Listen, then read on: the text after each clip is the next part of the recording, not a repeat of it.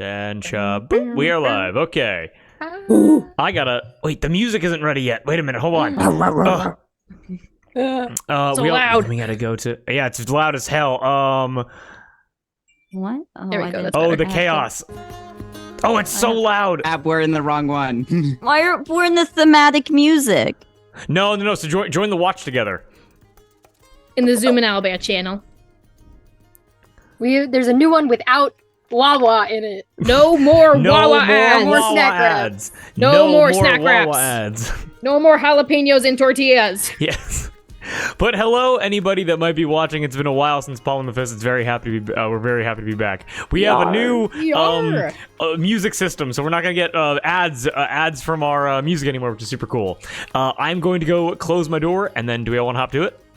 Yeah. Okay, killer. Yar har. Is the music playing Okay. right now? Yes. Yes, okay. and you can I adjust got your it. individual volume if it's too loud. Got it. Okay. Oh, this is kind of loud. I love that you're still PMOS. Yeah, I put that in specifically. I changed mine because it was still pee on your maws. PMOS will live forever, okay? PMOS live, love PMOS. PMOS, you will always be famous. What? Oh, and My also. king.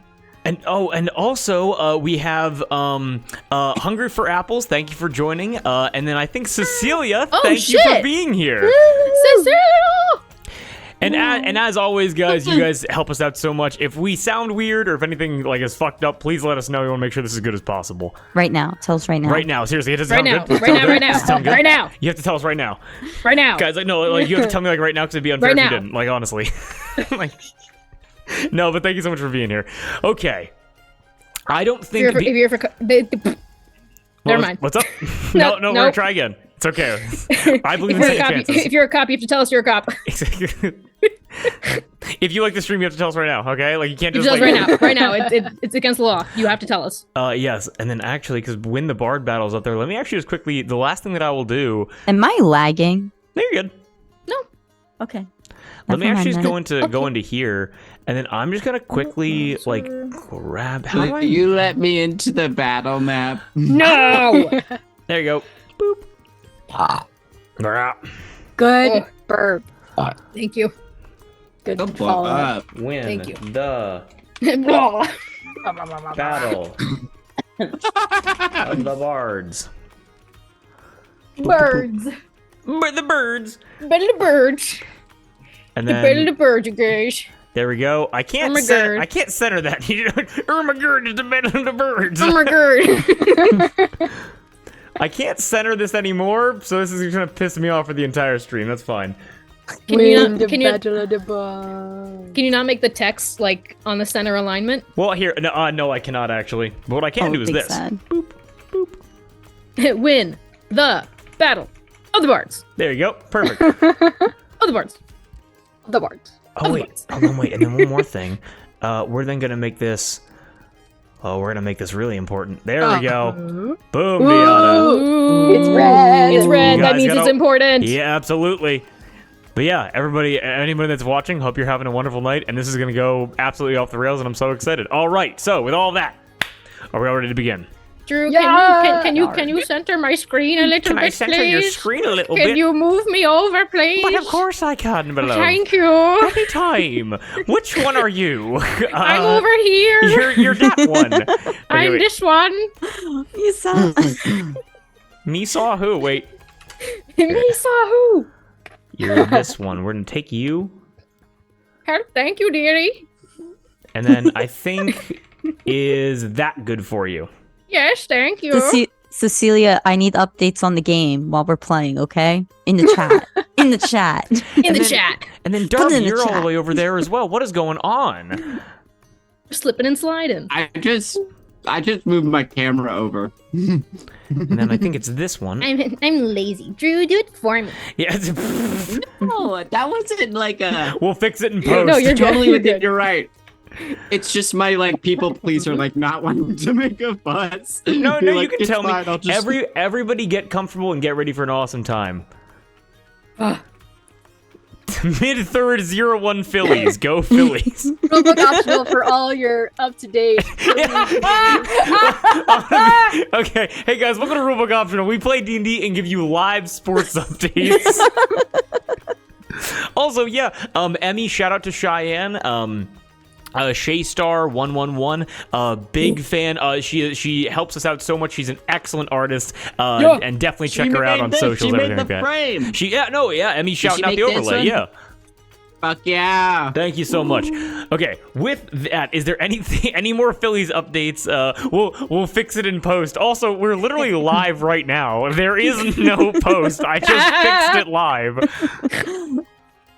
Yeah. Drew, will you let me in again? This is the wait. Muff. Wait, what? I misspelled it. I'm gonna change it. We're not Muff. We're not Alato. What are you, Hathor or something? All right, let's get into it. Okay. Funny muffler. Oh, this is gonna be nonsense. Okay. Anything else before we hop right in? Nor. No. Oh. No, and no. Then with that, do we want to play some D&D? Yeah. Are we all ready for tonight? Yeah. Yes. All right, then yes, everybody, please, a deep and cleansing breath before we begin the Battle of the Bards. That sound fun? Yes. Okay, Yes. then everybody, please join me.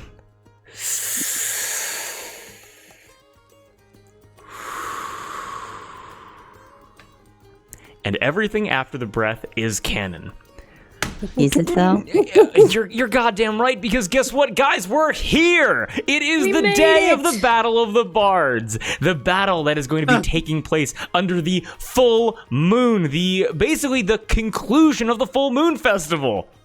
It has been many months for a couple of weeks in game, and you all have done so much. Just think about everything that you've overcome to get here. You arrived here and were immediately beset upon by the Duke LaCroix. You made friends with him as Cowrie simultaneously was basically trying to avoid getting the shit kicked out of them by Rahi. You guys then, only a couple hours later, killed Emin the Walking, basically deposing him from his throne and giving his district of Livenleen over to another Thieves Guild leader, Phoebe Goldtooth Squall.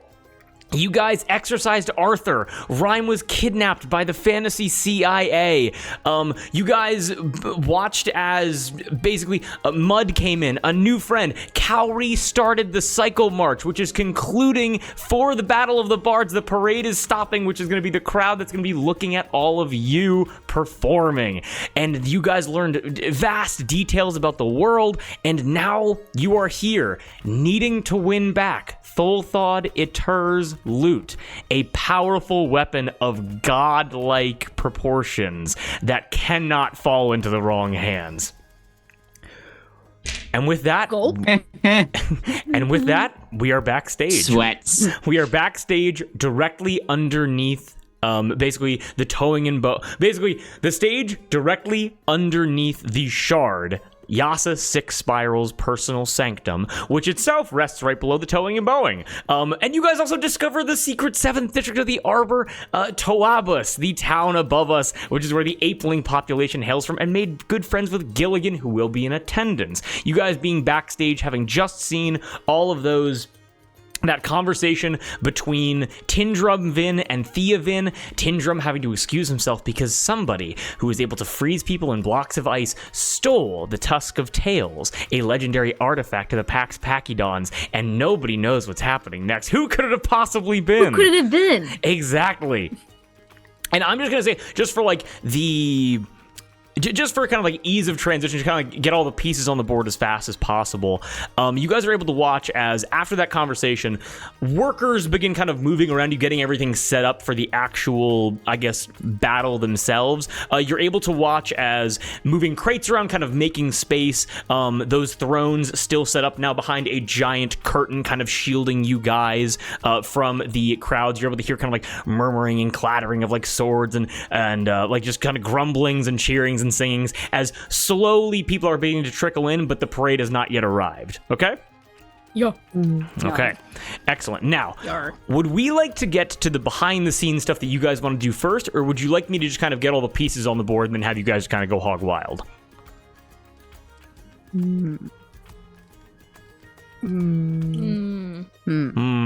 What do you mean by pieces? Like get it like everybody kind of arriving in, like your contestants, maybe some of your allies, just kind of getting everybody in this building before you guys kind of talk about amongst yourselves, or you guys can go out and make friends and go chat right now if you want to.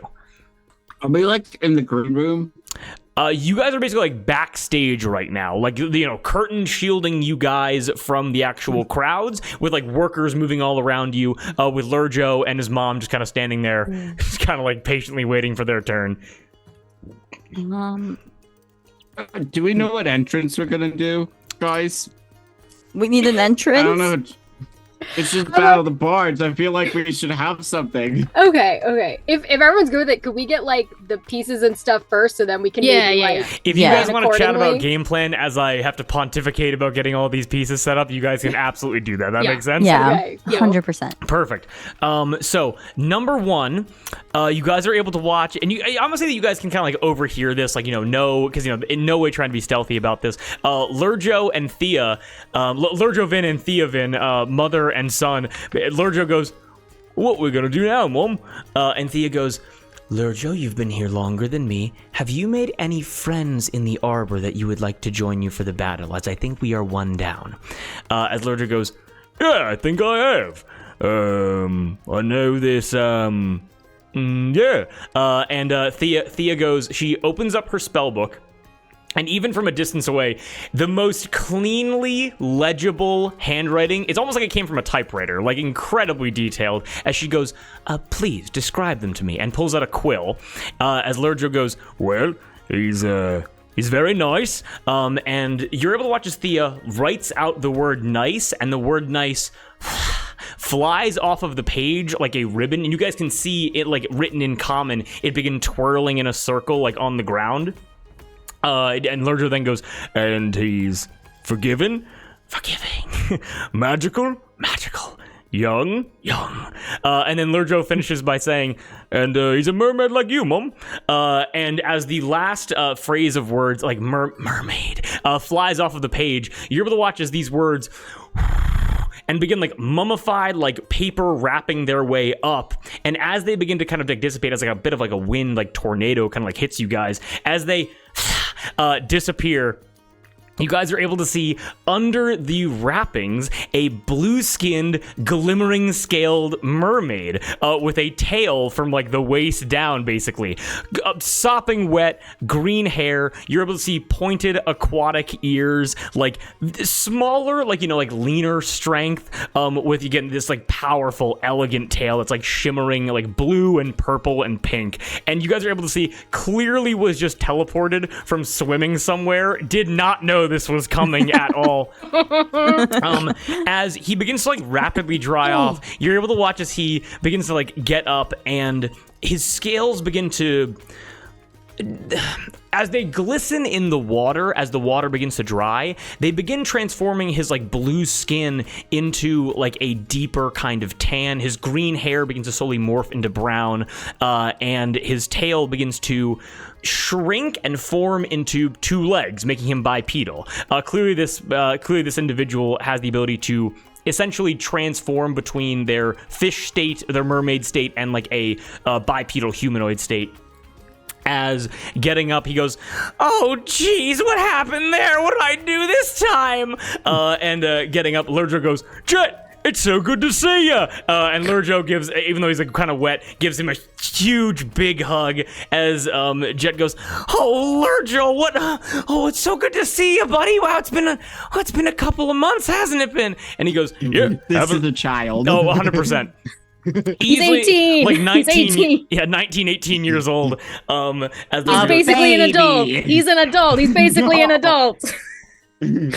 As Lurjo goes, "Yeah, I just wanted to see you." And then you're able to watch as this character, Jet, goes, "You could have just said hi. You didn't have to teleport me. I was just swimming around in Kip Yup. I think my dragon got left behind." And he goes, I'm so sorry. As Jet goes, he'll be here soon. It's okay. So why do you need me here, buddy? And Lurjo then quickly says, well, first and foremost, meet my mom. This is Thea Vin. You can call her Mrs. Vin. And Thea just quietly nods, and then he goes, hi. Just very kind of nervously, as Lurjo then follows up with, now, I got a question for you. I know we fought together on a team before. Would you want to fight together again? As Jet goes, I mean, yeah, sure, no problem. We fighting like now or like, he goes, yep, in about an hour or so, we're going to be fighting in front of a crowd of about 20,000 people. As Jet goes, 20,000? And that conversation kind of fades off from there. Has Jet gone through puberty yet? Because it doesn't sound like it. He's just nervous. That's my nervous voice. Okay, Oh, just checking. jeez. Oh, golly. Jeez. It seems that the Tin Drum has been replaced by this mermaid figure who is magical by Lurjo's own description, but you guys have never seen this person before and have no clue what he might get up to. He's a warlock. I smell it on him. No, you don't. That's not possible. You're magical, aren't you? Just... Are you profiling me? And with that, so just 2 more pieces on the board before I can toss it back to you guys. Next, you guys are able to hear, and you're able to hear the thumping of fists on chests as you guys are able to watch as, again, this is like maybe 100 feet away from you guys, not that close to you at all. But emerging out from like a side entrance similar to the one that you guys came through, you are able to see a giant, like white silverbacked gorilla enter in, and you recognize this as Big Romeo. Same like big kind of like WWE belt, big. I'm obsessed with him. This like big drum off to his side, and coming in behind Big Romeo for the first time in a year and a half of actual play, you're able to see the elegant, wonderfully buttoned up darling Cinta Pleasure, strutting in on all fours. You're able to see his what kind of monkeys is that? The one with like the colorful snouts. Mandrill. Yeah, the like his mandrill monkey face. He has this elegant like golden coat on with these like pearl buttons, and you're able to see that he has a new loot by his side. Everyone give me a perception check to check out his new loot. What? Ooh. I almost rolled my dice in my salad. Not in my salad. 27. Oh my god. We're a long way from Casiano. 16. Is this an insight check? No, it's a perception check. 16. Perception? Yep. 26 with a natural 20. Oh, goddamn. Ooh. Okay. 12. 12? I mean, all of your... This is the first time that you're seeing Big Romeo. Can I give a little wink to Big Romeo when he walks in? Just so he like knows I saw his letter. You wink, and like again, like big kind of like protruding gorilla jaw just goes... and just kind of grunts to you in like trying to make it as subtle as possible. Cowrie and... I forgot. I almost called you Ada. Cowrie and her, you guys are able to see that Cinta Pleasure's new loot is significantly larger than his last one. You're able to see that the base is easy, like, you know, the Dame Slayer, for as awesome as it is relatively, it's like a little bit bigger. It's like a violin, basically, in terms of its size. This is like a full, like, acoustic guitar level, level of size. You think he's overcompensating? Yes. You're able to see that it has like a black wood. Oh, I probably should have researched what guitar terminology was before I started this episode. The part where you fucking do the chords. Yeah. The neck. The neck of the guitar. I don't do music. Play to the top of your intelligence. I just play to the top of your intelligence. Exactly. You're able to see the neck of the guitar, a black wood. You're able to see the front of it encased in some kind of like a dazzling silver or steel. You're able to see the chords on the huge lute itself are this glistening silver. Like this thing cost so much money, and that's immediately obvious to the both of you. But only Mud with a nat 20, you're able to sense out that this is not just a lute that is meant for musical performances. This is a lute meant to be used as a weapon as well. And even more than that, with a nat 20, this is a magical weapon in some way. And you're unsure what it does. I stare at it real hard for like a solid 30 seconds. And then I turn to the rest of the group and say, he's got a magical weapon. Immediate Arcana check. Immediate Arcana check. Can we please? Can I give advantage? Can I help with that? Because I rolled a nat 20. Yes, I'll say you can give advantage to somebody, and then anybody else that wants to roll Arcana can roll Arcana. Who has the highest Arcana? I have a +4. I have a +1. I also have +1. I give advantage to Olive. Okay, good. That is 21. 21. You're able to recognize that this is going. So 21, I'll give you two things. I can't give you anything very specific, but I'll give you two things. Number one, this is a magical item that can be used for combat. You would imagine that the spells that can be cast are going to be designed to hurt you guys.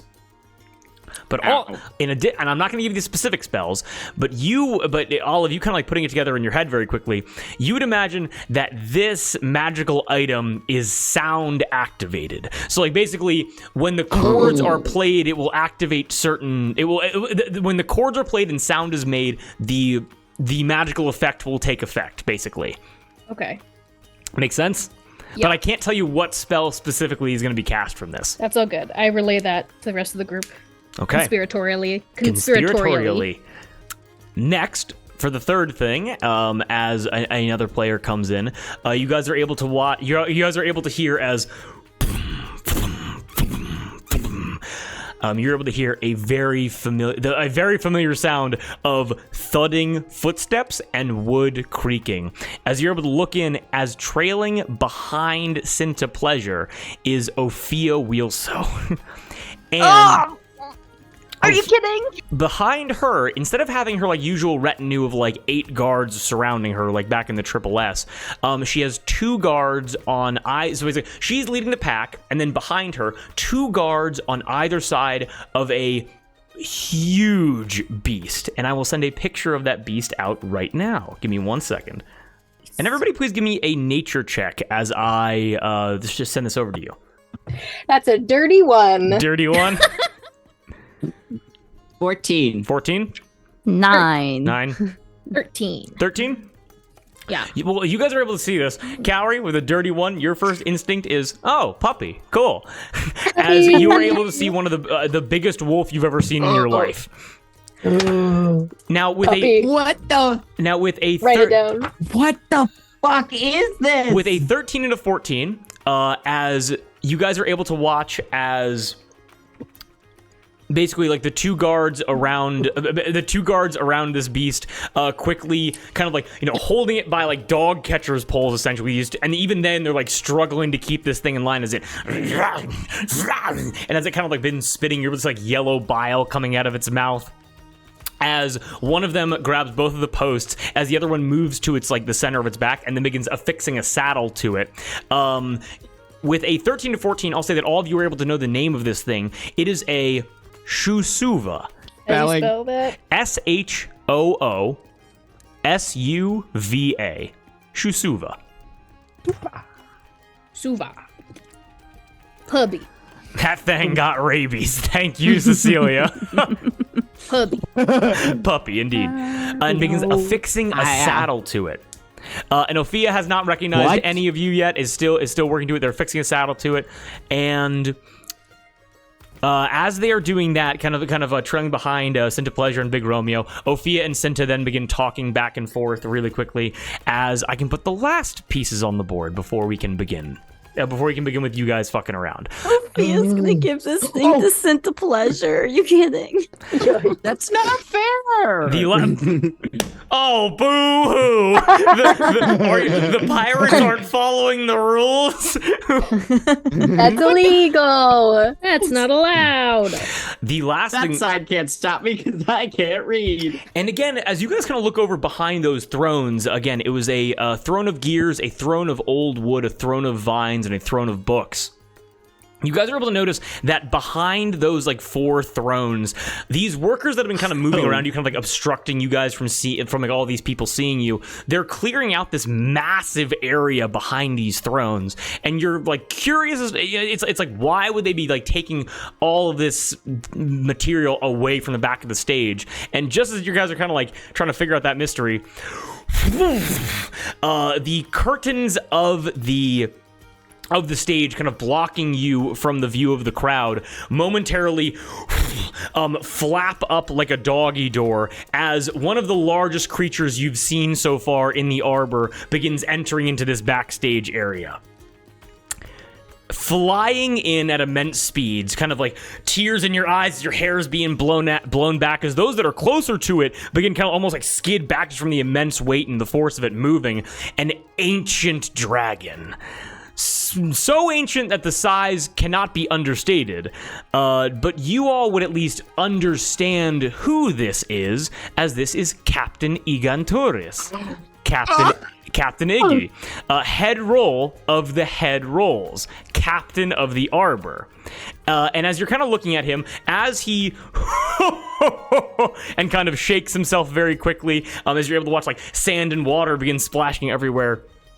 I'll kind of just describe to you like his biology before he begins coiling himself before the thrones. So he has 4 legs, again, snake-like body, 4 legs under his body, with wings extending from his like front 2 shoulders, with his head kind of snaking up and forward, coming to a stop at like a skull/snout that's almost like snake-like, essentially. Like behind his Send a picture. Oh damn! I gotta find the fucking pictures. I'm describing this. Behind his ears. Sorry, I don't mean to derail you. No, you're all good. I think we already have a picture. You do. It's one of the first NPC things. I'm gonna show it to the chat. Oh, but I found it. Right? Yeah. I got it. So like behind his ears, you're able to see these billowing growths like that of a lionfish, but instead of being simply red, these like spines growing out are pink and white and teal and golden yellow, like spears of coral forming a crown. The wings to his sides are thin and like almost translucent, but you would have to imagine they're incredibly strong to carry 10 tons of weight. And lastly, his skin, or rather his scales, that are glimmering and glistening in the sun like that of a majestic fish freshly plucked from the water. And his shining display ensures that whether you know him through his size, his appearance, or, as you will soon know, his voice, Captain Iggy cannot be ignored no matter where he is. As he places himself backstage, you're able to watch as he kind of like, almost like a horse, kind of like sets his legs down and begins coiling in on himself behind those 4 thrones. As you're able to hear, "What a right good ride that was!" As climbing off of Captain Iganturis' back is Captain Auto Wavebreak, as you now know who he went to visit after jumping out of the window at the Towing and Bowing. Wow. This is what a king. This also, by the way, that all makes sense. That is not just me being favoriting my favorite little guy. That is canon and a reason that I'll explain later. But with that, all of these people being backstage as all this is being set up, Cutter Jack kind of like cartoonishly runs in through the side door, and he is here like trying to organize everything as you guys are able to take the stage and just begin chatting away. If there's anything you want to get done before the battle starts, let me know. Do we want to, for the moment, split up? Heard I know you want to talk to Phoebe? Yes. Perhaps yes, I do. You and Mud could talk to Phoebe, and Cowrie and I can talk to the Pax Pachydons? Yeah. I'm okay with that. Is everyone okay with that? Yes, and we decided on a name, yes? Yes. Yeah, I think so. I like it. I do too. I think it's a really good idea, Olive. I think you should give yourself some more credit for it. It was easy enough, but thank you. Am I aware of this name? No. We did briefly mention it last session. Okay, then I will be. We'll let Cutter Jack know before. Yeah. Once you accept, then I will know as well. Perfect. Then with all of that, so her heading off to go see Phoebe. Who's gonna go talk to Phoebe? Show of Her hands. and Mud. Her and Mud, got it. Okay, so we're splitting up in twos. Got it. Yeah. Phoebe's like, God, I tried so hard to get rid of you. Can the Duke also come with? The Duke's not with. Duke is the with Duke us. and The Rahi Duke are is both with here. us. The Duke and Rahi are both here, along with Tior. Tior's The also Duke- here. Tior, my Duke boy. is fighting with us. Is the Duke and Rocky fighting with us? I think it's just the Duke. Yeah, Yeah. So the Duke, Okay. Rahi, and Tior. So Rahi's like, what's your deal, Tior? As Tior goes, I do enjoy books. As Rahi goes, that's lame. Fine. Rahi, stop arguing with him. Let him be. He's a nice I man. love how Tier starts everything with Yeah, that's the only way I can get into the headspace of the voice. So that's just canon. It makes sense. It makes sense. All right. As the Duke just kind of and goes, and I think it has been decided that I shall be the one fighting with you. No. Yes. For I mean, you're the yourself, one yeah. that we have to pay off the debt. You got to join us in this fight. That is true, Capitan. I must work to eat, if that makes any sense. Yep. Yes, Exactly. you do. But I am honored that you would Wait. choose me over the magical barbarian and the very powerful wizard. I appreciate that. It is Okay. just as much a performance as it is a fight. Then And I you shall are- do my best to steer myself so I am not shaking in the knees when I get up there. You are quite excelled at both, and once Delilah is feeling better, she will join us. We'll let Cutter Jack know we'll have a late arrival. I'm sure that will be fine. I cannot imagine there will be many rules to this fight besides just don't kill anybody, but yes. That is true. That is true. It is also wonderful because we put her in the one place that the Alatouche assassins cannot reach, so... Yes. Oh, were That they was a here really too? smart plan on our part. They will probably be here, yes. Oh, great. Oh, But they will be fighting with you, I shall be fine. yeah. Probably. That We'll- is what we'll we be- work with, yes, probably is. We'll be leaving as soon as the fight is over. That is a very good idea. I cannot agree. I cannot agree more. So, Duke, would you like to join her and Mud to talk to Miss Skulltooth Squall? Make a quick... God, I gotta select from my multitude of dice to see if the Duke is gonna have a maturity check high enough to say no to that question. Oh, right. But of course I will! Oh, good. Come on, Duke. As the Duke, her, and Mud can trot off to go find Phoebe, who can very easily be seen, who's already kind of set up in the wide area that this fight, that the observation area of this fight is going to be. Is there other people around? Oh yeah. She has like a full, so she has a full elevated like tent on top of these wide shipping boxes that have essentially these like iron rods coming out, forming like a makeshift tent, and she is sitting in like a full like lounged back chair with like all these like different like assassins kind of like milling around like regular people.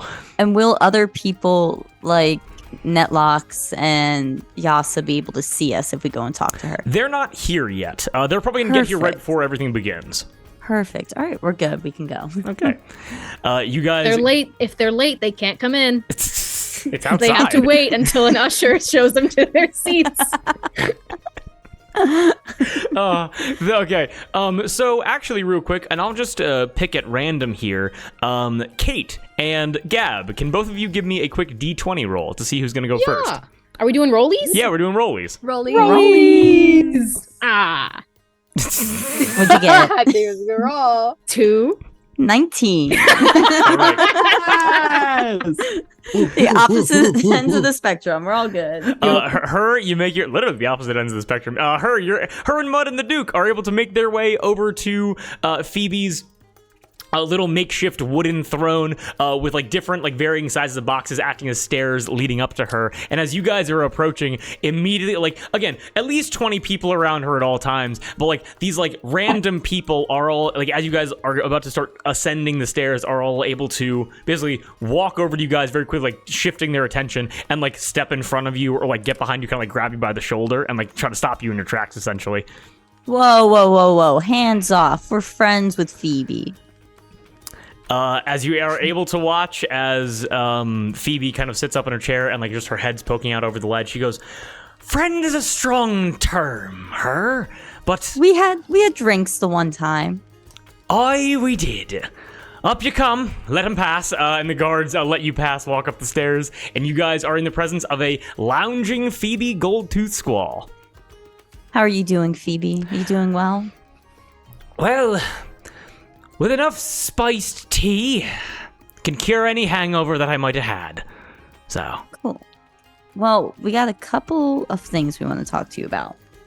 The first one being when we win the Battle of the Bards, paying you back.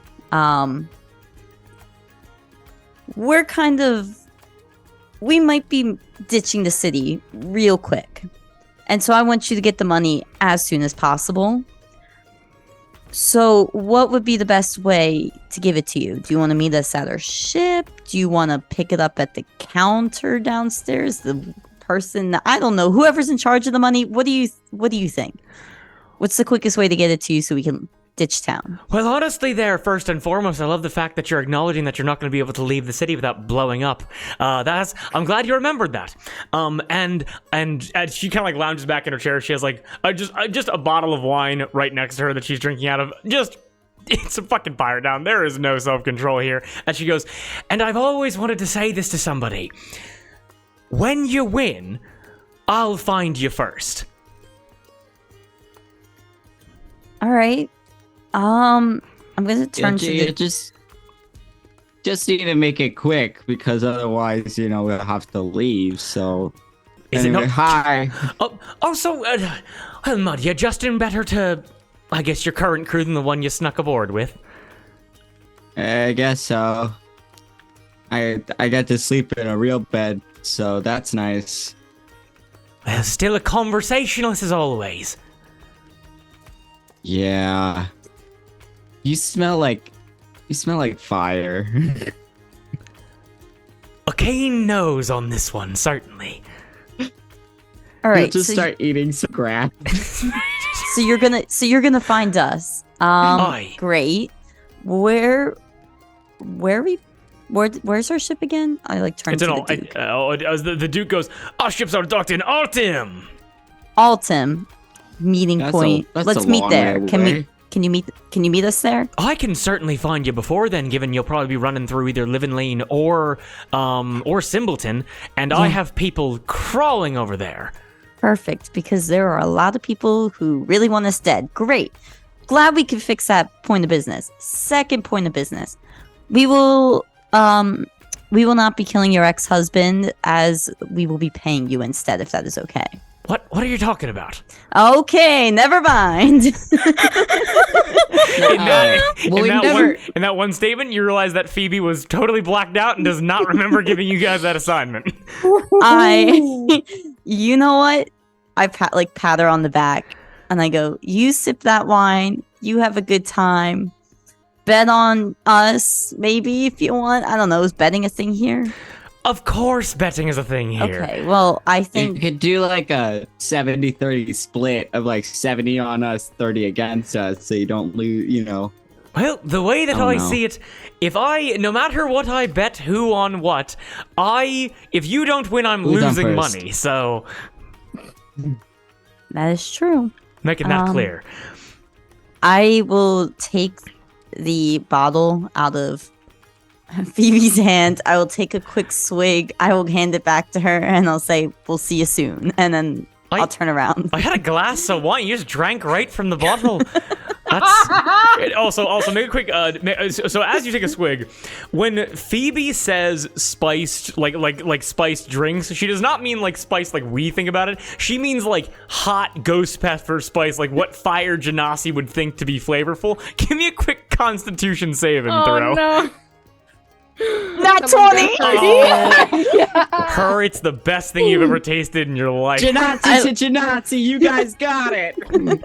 I lick my lips and walk away. That was real good. you take that swig, you look at her, she's like... she's like... And good luck to you too, as you were able to walk off. As the Duke goes, I did not have to say a single word. That was so excellent. That is the best it could have gone. Yeah, I think that went well. Hopefully we keep our hands after this. Snacks? Where are the snacks? Probably downstairs. I bet we can have Rahi fetch you some snacks. I'll go with Rahi to get snacks. I really need snacks. I'm nervous. Yeah. Quick pep talk with Rahi beforehand. Excellent Phoebe Squall. Phoebe Goldtooth Squall. we then move over to Olive and Cowrie, as Lurjo, Jet, and Thea are all just kind of catching up in their little pod right there. You guys are able to walk up. What are you saying? What are you doing? Well, first I'll turn to Tior real quick. Mr. Fedorov, Yes? could I ask, you will not be fighting with us. Under no circumstance, no. Would you prefer to watch from backstage or from the stands? So I can't fucking not do it now. My plan is actually to be in the crowd, as I thought that my magic, even if it is not damaging, could help you by being in the crowd. That would be wonderful. And I'll lower my voice a bit to whisper. Could you also keep an eye out if any of my family show up? I doubt they will, but there are a lot of people that want us dead, and I'd like them not to be pawns in this game. Olive, of course I could. Not a problem at all. Thank you, Mr. Fedorov, and feel free to bet on us. There will be no other contestants I would wish to win. Very well. And with that, Rahi just kind of leans over to both of you real quick and goes I think I'm going to do the same thing as him and be in the crowd to help you guys out. That would be wonderful. Thank you, Rahi. Okay, Thank got you. it. As Mud and her and the Duke kind of return as Tior just kind of excuses himself a little bit. Rahi and Mud can link up, and Olive and Cowrie go over to chat with the Pax Pachydons, or the Pax Pachydon, the one of them that is now here. They're still a band, even if only That's one true. of them's Exactly. I'll approach Thea, since she seems like the leader of this group. She's the adult. The She's only adult. The only adult here. I'll go. Excuse me. I don't mean to interrupt anything. You are the Pax Pachydons, correct?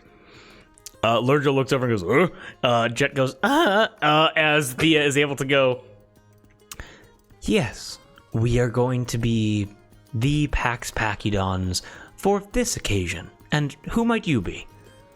My name is Olive. This is Cowrie. We'll be competing as well. First of all, I want to say big fan of your work and your music. Looking forward to competing against you, but my reason for approaching you is I was hoping we could compete together. Give me a quick persuasion check for the compliment that you just gave her. And if Cowrie, if you want to help, you definitely can. What would Cowrie say to help out? What was it all about? We've been excited for the fight, just for the chance to even see you guys perform while we're fighting. That's so nice. With advantage? Yes. Ooh, yoy. 23. 23. Thea looks over to you and goes, well, although I do not make music personally, I certainly accept the compliment on my husband's behalf. Thank you. Of course, and my deepest apologies that he could not join you today. I hope everything is all right.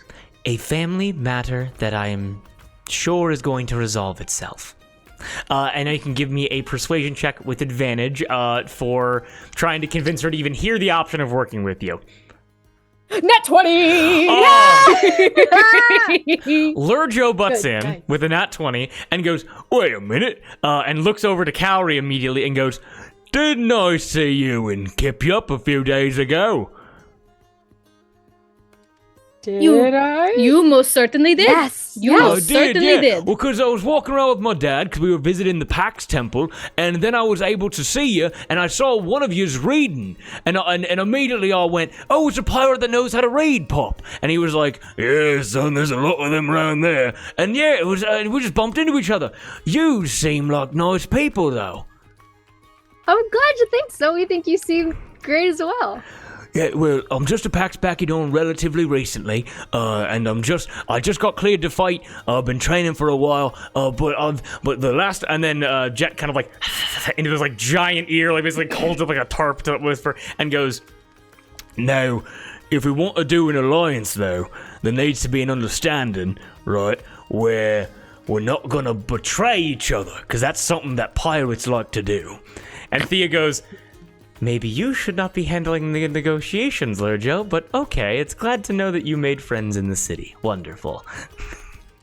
Those are extremely easy terms we can agree to. Our main concern is we were hoping to team up against, and I gesture my head over to Cinta Pleasure and Big Romeo. We have some personal things with him and his group.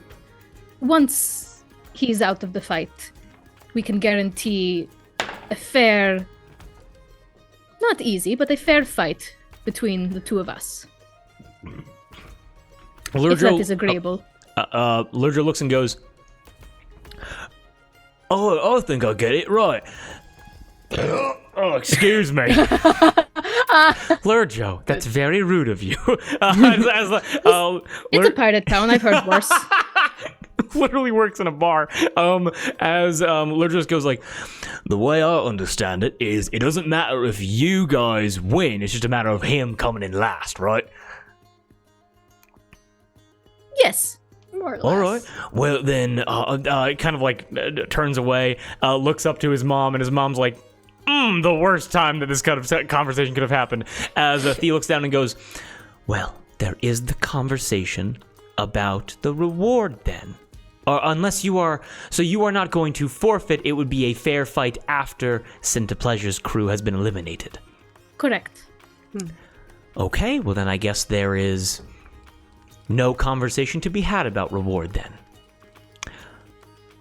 Jet, would you agree to this? As Jet goes, well, yeah, they seem like nice people. I think it would work out. They work out well. Jet comes over to both of you, and everybody here, give me a stealth check very quickly. What? What? Stealth, you say? Yeah. There's my stealth. Everybody- Nat 20. Yeah. I'll say everybody. Yeah. Nat 20. Nat 20, 16. 16, 11. 15. Nat 20. It was a group check. You guys got above a 15. Perfect. As Jet comes over and just talks to you guys real quick and goes, yeah, sure. And kind of like huddles up with you guys real quick and goes, but like, I just want to let you guys know that if his trunk gets hurt, he might freak out a little bit. It's what happened to me in the fight in the moonlight a couple months ago, and he kind of went a little bit ridiculous. Was I there? Do I recognize? Yeah, Jet? you would have seen that. Yeah. I was working, so I didn't see, but I heard about that. That must have been scary. Oh, he got real loud and real unfriendly. Yeah, it wasn't great. So just letting you know, I don't know if he's worked on that in the last couple months. I haven't seen him for a while. But I'm just letting you guys know at the onset if you still want to be along with this. You're such a great friend. I met him once, and we've been kind of like messaging back and forth, and so it's been nice. But it's good to see him again. Yeah. Hells. We will make sure our troop knows. Thank you for letting us know. Okay, got it. Jet goes, and I'm in. And Lurjo goes, and I'm in. And so Thea then goes, all right, then we shall see you on the battlefield then. I offer my hand to shake. Again, stick thin, 6 foot tall woman. Like firm handshake, but not like overwhelming strength. As she 2 pumps, then down. Mm-hmm. Excellent. Pumps in a shudder.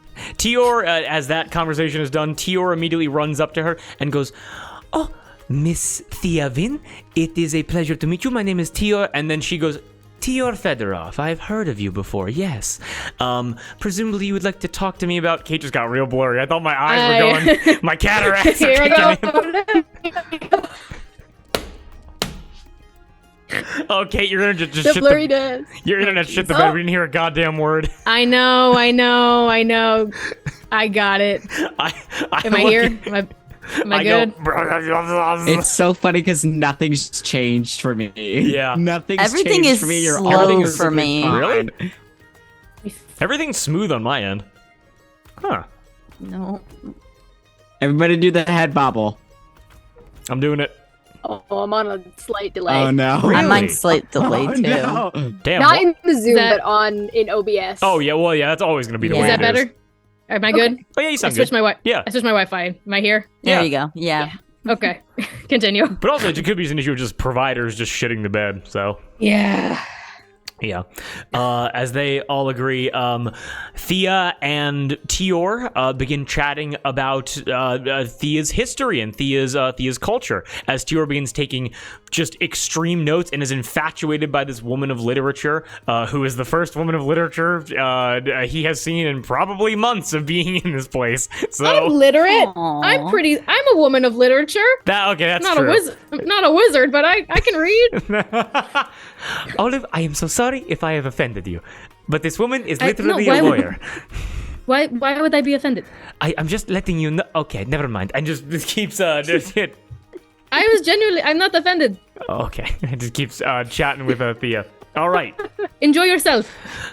all of that there. A tentative alliance between the Pax Pachydons and Rochi, as I understand them, against Cinta Pleasure. Okay, let me just mark this off on my thing here. Is there any other And then conversation? What's up? can we pull aside Cutter Jack to get our Yes. team name?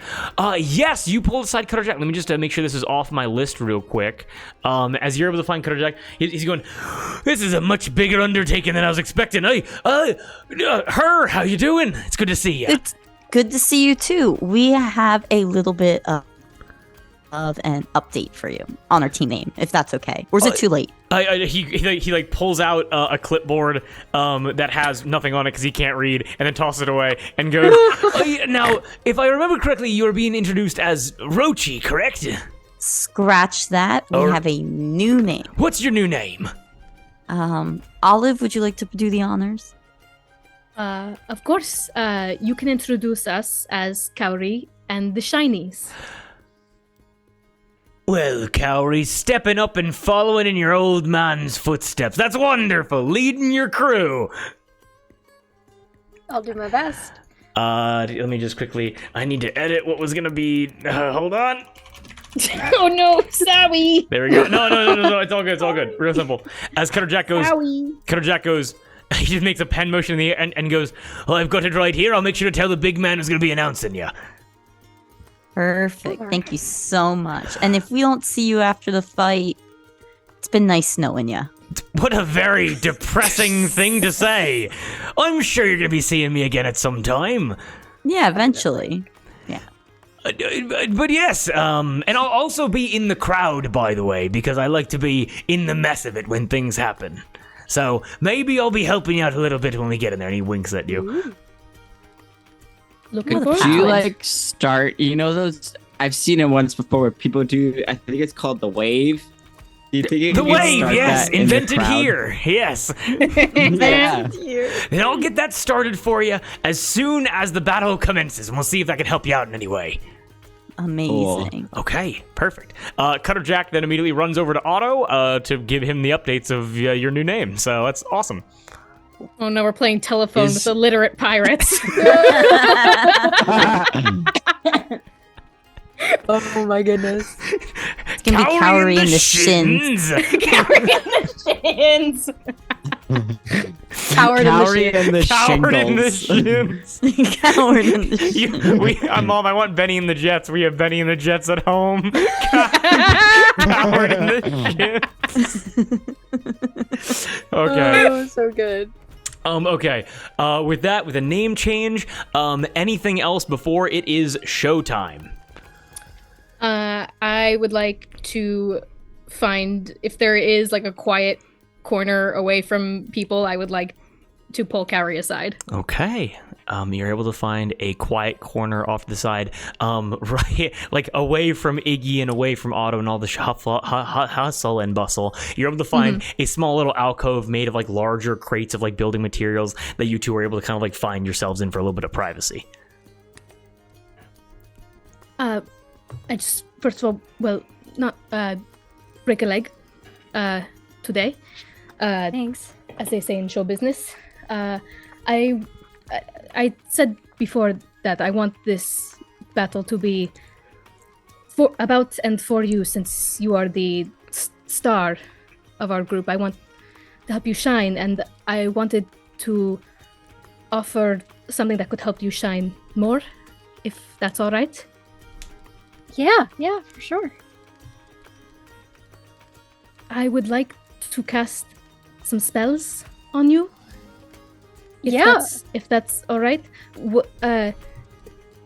One of them will definitely cause something to happen, and the other may or may not. If I don't have to do either of these, I can do one of these, whichever you are comfortable with. I want you to know the circumstances before I do so. Yeah. I trust you. Whatever you think is good. Okay. Would you prefer to get the definite surge out of the way, or to save that for later? Let's start with a bang. Okay. May I touch you? I will touch the shinies on their shoulders, the like rainbow shinies of like their armor, and I will cast light on Cowrie. Oh my god! And you immediately trigger a wild magic surge. Yes. So I will roll. I will roll a d100.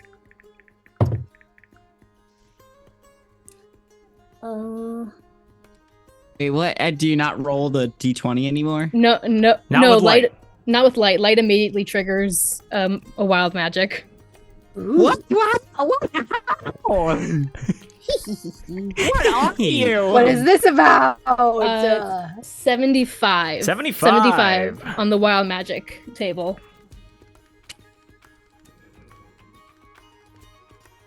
You kill Cowrie. Cowrie fucking blows up.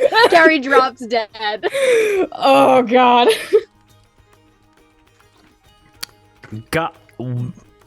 Wow, okay. I cast Power Word Kill. As you cast light on Cowrie, as Cowrie it isn't light cast on your skin, but rather on your clothing. And the reason why I say that is because as the light begins emanating out from you, all of the sea glass and all of the shells and all of the trinkets that you've collected over your entire journey in the Arbor and beyond, the light begins to emanate out and sparkle like stars against the walls and the floor as the shells jump between the light and cast moving, dancing shadows all around you. As that happens, Olive, are you looking for the Genasi, or are you looking at Cowrie in this moment? I think I'm looking at Cowrie, okay. But in my head, I'm just whispering, please don't hurt them, please don't hurt them, please don't hurt them, please don't hurt them. As you don't even break your gaze away from Cowrie, you're able to, that something is going to happen. Someone's going to talk to you. And you're able to hear probably the least terrifying thing from a surge that you've had so far, where you're able to hear in like a grandma voice, super old, you're able to hear, oh, well, that's a keeper, isn't she? And with that, the surge that occurs, saying that to you as your magic flows into Cowrie. I'm going to assume now you can always choose to do this to another person within the range of the spell. But one creature of your choice gets a +2 bonus to all attack rolls, damage rolls, and their armor class for 1 minute. I'm going to say that's going to extend to the fight. Okay. I'm giving that to Cowrie. I'm giving that to Cowrie straight up. You know a +2 to a lot of things. You said +2 to AC and attacks? Attack rolls, damage rolls, and your armor class. Holy shit. And Olive, for the first time, as you do not break eye contact away from this Genasi, you just kind of feel their presence and just kind of fade from your ear as this word of encouragement, as it seems like this person could see Cowrie as well. Once that's over, I'll squint a little bit because they're shining so bright. Cowrie is like looking at everything, just like at all of the lights, and also as they're like taking all of that in, sees the kind of like speckled, like shiny lights kind of like reflecting onto your face, and like holds on you for a second, and is just like, was clearly kind of already like that kind of like nervous, out of breath energy, but now it's also like that combined with just like just the joy of this. Still in that, did you see anything? Did you see an old woman? Did I say an old one? You do not. No, you just see Olive's. What I want to say, I don't want to roleplay for you. Olive's happy face looking back to you. I didn't see anything. It's beautiful. It's beautiful. She's beautiful. That's canon. Absolutely, yeah. Olive's hot. Yeah. Still has her hands on your shoulders, and for this next one, I have to touch you again to do it. Is this all right? Uh-huh. Okay. And then, still with my hands on their shoulders, I will cast Fly on Cowrie.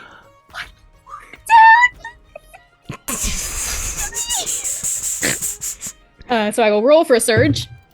I'm good. Okay, you're all good. What are we up to? Wait. Because it reset, because I cast Light.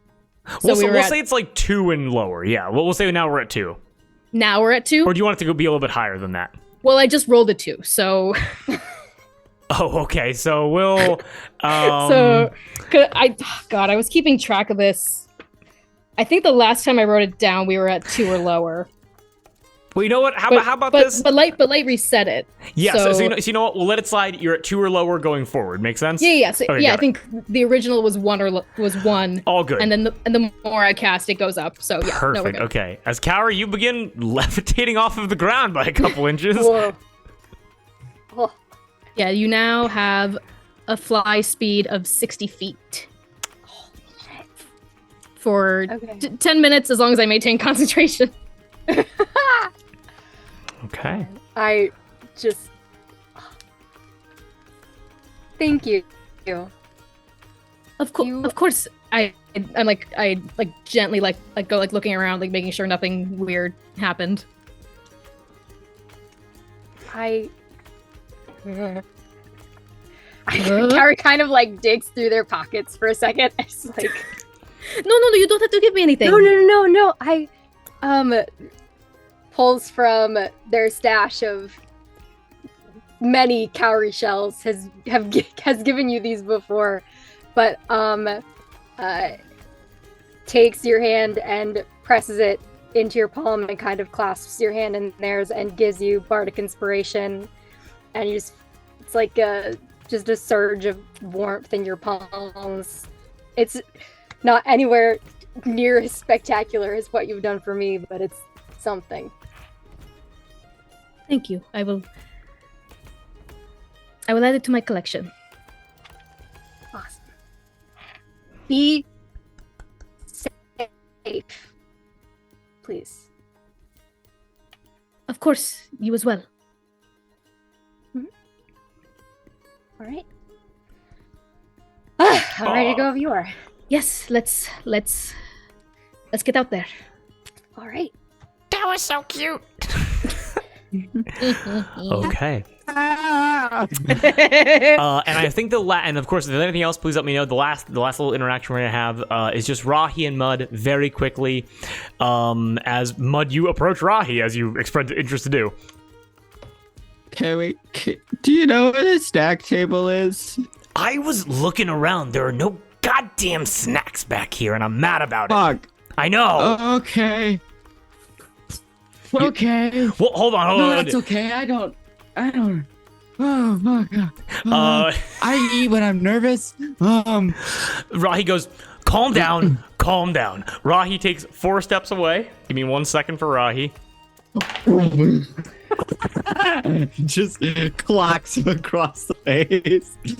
Are you punches you in the next month? She takes a few steps back. She's able to spot an an apeling like worker sitting on like a taller stack of crates, like eating a banana, and goes, "Hey!" and like yells at him, and he goes, "Oh!" And then quickly kind of tenses up. The banana kind of like plunks out of the peel, and he catches it in his hand, and she goes, "Give me that!" And he goes, "Okay," and just throws her half of a banana, and she grabs it and goes, "Here."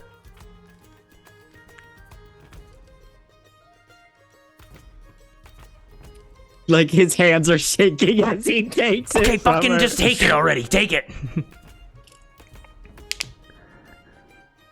You're my best friend.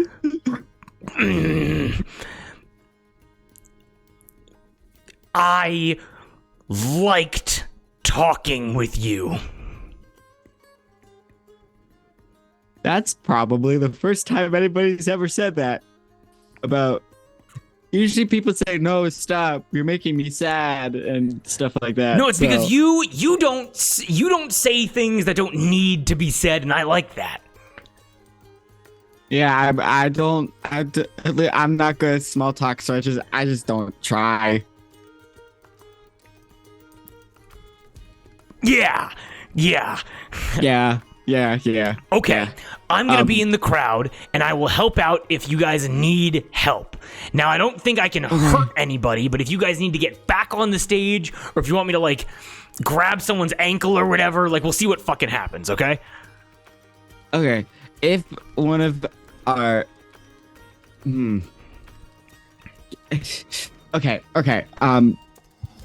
okay. I have 5 doses of this. If anything goes wrong and we need you to help heal somebody, and I can't get to them or something like that. And he has 2 little jars. He's split up his restorative ointment into 3 doses and 2 doses. He's gonna give 2 doses to Rahi. It's this little jar of like this like aquaphor looking stuff. Okay. And that should help them. If you give both of those, that should get somebody probably back up on their feet real good. Okay. I'll carry the other 3. I think I'm the only person with healing magic in our group. So Give it to me, bit. We'll see. I can't cast It's spells shitty, when I'm though. angry, so we'll see. Yeah, just tell your people, tell our people that if they get hurt, jump into the crowd, and I will try to help them. Yeah. Her I think overhears that's- this yeah. and goes, "I also have potions. Oh, It'll be all right. okay, It's Christ. gonna be okay." Clumping. Okay. Yeah. Speaking of I clumping, can't cast- and speaking of clumping, I'm gonna turn into the clumping cleric we saw a couple sessions ago. Rahi is opening her. She kind of raises it and goes, "Another thing." And then as she looks at you, you begin to, God, how would this even look? You begin to like The banana peel, Yeah, the banana exactly. peel that like the monkey had is like It now it on my- magnetizes over to your feet and begins going up you like a zipper, and your body is transformed like a Photoshop, like getting rid of like paint obscuring an image as you turn into what race was that guy? He was a big hoglin man. Was it a bugbear? Oh, No, he was a never big. mind. Close though. He was a big hoglin man with pots and pans and like cymbals and like all that and like horns and stuff, just littering his body. As Rahi goes, "Another thing," and turns back, and you look like that guy, and goes, "Good luck." Thank you. Is this attractive right now? Fuck yourself. No! Rahi walks off and is going to join the crowd. Rahi, real Yeah, quick. yes. If I beef it, I want you to sell my sickle and give the money back to Olive, okay? Rahi looks to you and like gets angrier than she usually is and goes, "You are not going to talk about you beefing it because you are going to win this thing and you're going to be fine." I think for like the first time in a very long time, because Mud is such a pale, gaunt figure, I think there's just a little bit of warmth to his cheeks, and it's not like like a feeling. It's more of like a Yeah. okay. And he just kind of nods, finishes up his banana, takes the peel, starts gnawing on it, and then goes back to the group. That's my guy. Rahi turns and then is going to enter the crowd. I believe that is all. Again, so Tior, Rahi, Ophia. After Olive, give me a quick luck roll. Okay. Get above a 9. 15. 15. Ophia passes you by without seeing you, with all in the hustle and bustle of everything. Ophia joins the crowd. I'm just gonna make sure I got all of the crowd joiners here. We also got it's everybody that you would have seen so far, everybody kind of like backstage and that you guys have talked to. Yes, and so with that, we are almost ready. Here, give me 1 second. We are almost ready to begin the Battle of the Bards. And so I only need to get through a couple more things, then we're gonna take a quick break, then we're gonna hop into it. Sound good? So number 1, Cutter Jack comes up to all of you and goes, "Right, everybody, so Cowrie and the Shinies. I made sure to tell Otto that in great detail so he doesn't mess it up. I wanted to ask all of you, so positioning for this fight is going to be very important. And so you can choose to start on stage left, stage right, or I guess stage port, stage starboard, or stage center. You mean upstage and downstage? No, I don't. I mean port and starboard stage and then center stage. And because you are all the people that I've known for the longest, which part of the stage do you want to start on? Not the Center? center. Not the center. Oh, No, not the center. We don't have to start on the center. Wait, why? well, because I worry that we'd get surrounded in the center. That's Yeah. Oh yeah, this is also a fight. I forgot. You know what would be great? If we were on the one side and in the middle was Cinta Pleasure and his group, and on the other side was the Pax Yeah. Pachydons. Are you asking me to rig this fight in a way This that isn't- benefits you? Whoa, Yeah, this that's what isn't pirates rigging. do. This is not rigging. Well, No, because but- I was going to fundamentally agree with it if that's what you were asking me Oh, to then do. yes. Yeah. Then yes, Then 100%. Oh, yeah. Perfect. Well, then I'll go and talk to Lurjo's next, and I'll tell his crew and the Pax Pachydons, or the Pax Pachydoon, his mom, and then his friend, to stand on the side on the. So, do you want stage left or stage right? Left or Stage right? left. Right. Oh, Let's okay. flip it. Let's flip a coin. Let's flip a flip coin. a coin about it. Yeah. We'll flip a coin about it. Hold on. Okay. What? Heads left, tails right. Okay. That works for me, yeah. Okay. I dropped it. Do you want? Okay. Heads. So All right, left. you're going left. Hey. I shall Hey. allow me to Starboard? move the tokens on the owl bear for you. Oh, There's right. an owl There we go bear right. There we here? go There's an right. owl Is Cutter Jack playing God right now? I'm There's an moving owl. things behind the fourth wall with my mind. Cutter Jack is playing Sims. All right, We're then, just Cutter Jack's little Sims. then if you are all prepared, you can take your Much positions. just constantly got a. Sorry, Much just constantly got a red triangle above his head. Otto goes, we're in a video game. Just fucking, We be in a simulation. All right, Grandpa, it's time to take your meds. and if you guys are prepared, if there's anything else you want to do, let me know. But you guys are then able to take your positions on the port side of the stage. I do want to, real quickly, I am going to go over to her, the Hoglin cleric, and I'm going to clap my hands on her shoulders and say, "Clumpin' be with you," and give her bardic inspiration. Okay, Thank you. excellent. Thank you. And And then her I- did get that xylophone and drum off stage. So There we go. And We're I'm gonna do- also... What is that? A D That's a D6. D6. And I'm going to go over to Mud as well. And I'm going to... What do I have? I have rations. I'm going to take a small amount of dried jerky and give it to Mud and give him bardic inspiration. A tear forms in one eye Oh. as he goes, "You're really nice, Cowrie. You're really I nice. hope we can be friends." I do too, Mud.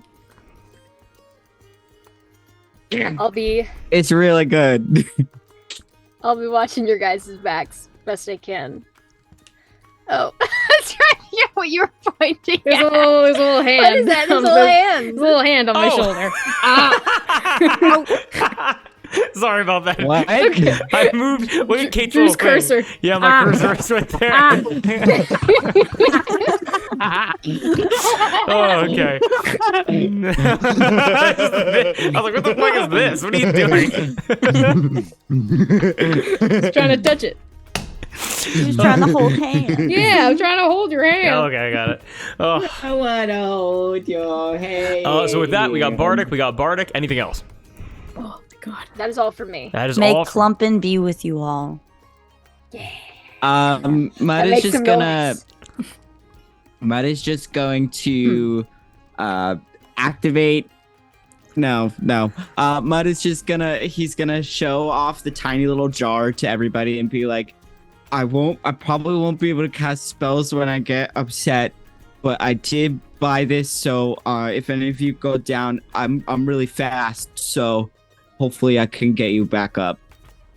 Okay. Also, Thank- should we hand out those potions to people, or do we want to just have you hold on to them? I have 4, so I have 2, so I am good to go. Where Olive, did do you need guys some? get all these I potions? have none. I have none. But I you have don't- none. you I'll don't- give 2 to you, Olive. Thank you. These are minor healing potions, or what kind of potions are these? Healing potions. Potion of healing is what it's saying on D&D Beyond. Nice. All right, 2 of those. Yeah. Thank you very much. Yep. I'm fine. I got this goo. So Goo is good. Get that motherfucking thing It was on you. good. it, And by thing I mean it goo. smells like tea tree and witch hazel. Oh. It's good because tea tree has antibacterial properties, so it's really good. So And and to yeah. Wait, would Mutt know that? No, I mean, It's good 'cause probably it not. It keeps your wounds from getting nasty. So ah, There we go. I know, I- I know what that word means, but what is it? What? antibacterial. Yeah, I retconned that Mutt's never heard of that word before. Sorry. Yes, you say makes the wounds cleaner. You mean antibacterial? And back. Never mind. Let's go. Let's. Okay. Yeah, Let's because I think it's canonical that Mud Mud can read at a 5th grade level. Got it. Cowrie, you should enter last. After we all enter. Do you want me to boost you up or something? Like throw you in the air because you can fly and make it look, and then you zoom around? sure, yeah, that'd be cool. Yeah. Let's Thank you, Mud. Okay. And with that, do you guys take your positions on the port side of the stage? Yeah. Fuck yeah, we do. Okay. Yes. I want 4 yeses. Yes. Yes, and Ah. yes. All good. Excellent. Then with that, how about we do just I'll describe a little bit more, and then we can take a break. That sound good? Yeah. Sure. Okay. So after you guys choose to go on the port side of the stage, you guys kind of press up against the, again, massive curtain hanging right in front of you. And kind of like as this hour has ticked by, the rumblings from outside, the chattering, the dancing, the singing, the yelling, the clapping, it's become louder and louder and louder until you're able to hear like a herd of buffalo. And it'll get along and we'll be on the ship. And with all that, you're able to hear the raucous singing of the... Yeah, whatever. You're able to hear the raucous singing of the cycle march coming to a conclusion as whatever like small little camps out of people around here that wanted to get the best spots, like Phoebe and all those other kind of organizations, the massive crowd of what now has grown to be 10,000, 15,000 people comes to a stop in front of this massive stage, completely populating the main square of the Arbor, the main square of Ubhav. Where am I? Yes, you guys are then you guys are then able to Time to take your meds, Grandpa. you're able to hear a couple things in succession after that, like one after another. And you're able to hear, very obviously, over the sounds of the crowd, only maybe like 20, 30 feet away from you, you're able to hear the sounds of massive eyes blinking. You're able to hear roiling fire and a whip crack. You're able to hear an angelic choir singing in unison. You're able to hear the bending and creaking of trees. And finally, you're able to hear robotic joints and solid thuds against the ground. As behind this curtain, all of the head rolls have come to watch the finale of the Full Moon Festival, and they are waiting in attendance. And as you step forward, again, the curtain's kind of blocking your view of the crowd, you're able to hear... What? What? Ross just had a little thumbs up. What is that? What the hell? What is that? Is that the new Zoom AI? Sorry, I didn't mean to derail. Is that the Zoom AI? Wait. Hold on, if I click this, if I hit enable... Oh shit, it's all fucked Add up. Wait, companion is on. got it. X that out. Got it. Wait, does that work for me? We're gonna... it turned off for me. Okay, that's fine. It's working for me. Did it for a second. Well, mud is magical, apparently. This is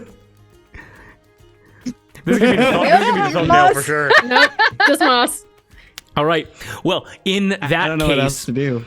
you guys are all able to hear Otto and basically Otto and Iggy finish their conversation, and you're able to hear Egon Tora say, "Well then, Otto, a pleasant conversation, but I think it is time we begin." And you're able to hear like the crowd like erupt because of like, it's just a curtain and he's a fucking dragon. Like there's not gonna be a lot of soundproofing. As Iggy looks to all the contestants, like huge dragon head, and goes, "Are all of the contestants ready to begin?" Yeah! Woo! Cinta's pleasure. Lurjo goes. Lurjo is very happy. As Captain Iggy goes, "Then we shall begin." And there is going to be some pageantry to this, because with one flap of his wings, the curtain blocking your guys' view of the crowd is torn off of the railing above you, like high above you, kind of like blocking your view. Whatever slider it was on before, and the curtain whips off and very quickly splits into 3 separate spirals of curtain. And the curtain then, as you guys have a momentary view of 10, 15,000 people all staying in attendance looking directly at you, the curtain then cyclones around all of you and blocks you guys from being able to be seen by the crowd. As immediately raucous cheers go up, and I'm going to change the music real quick as we're going to go through this pageantry, and because this is going to be me talking for a good like 3-4 minutes. If you need to go get a snack or go to the bathroom, now's the time to do it. Let me just get the music changed over. Who are the other? There's Yasa, Netlox, Gilligan. Who's the head roll? Kip Yup? Is it Talentus.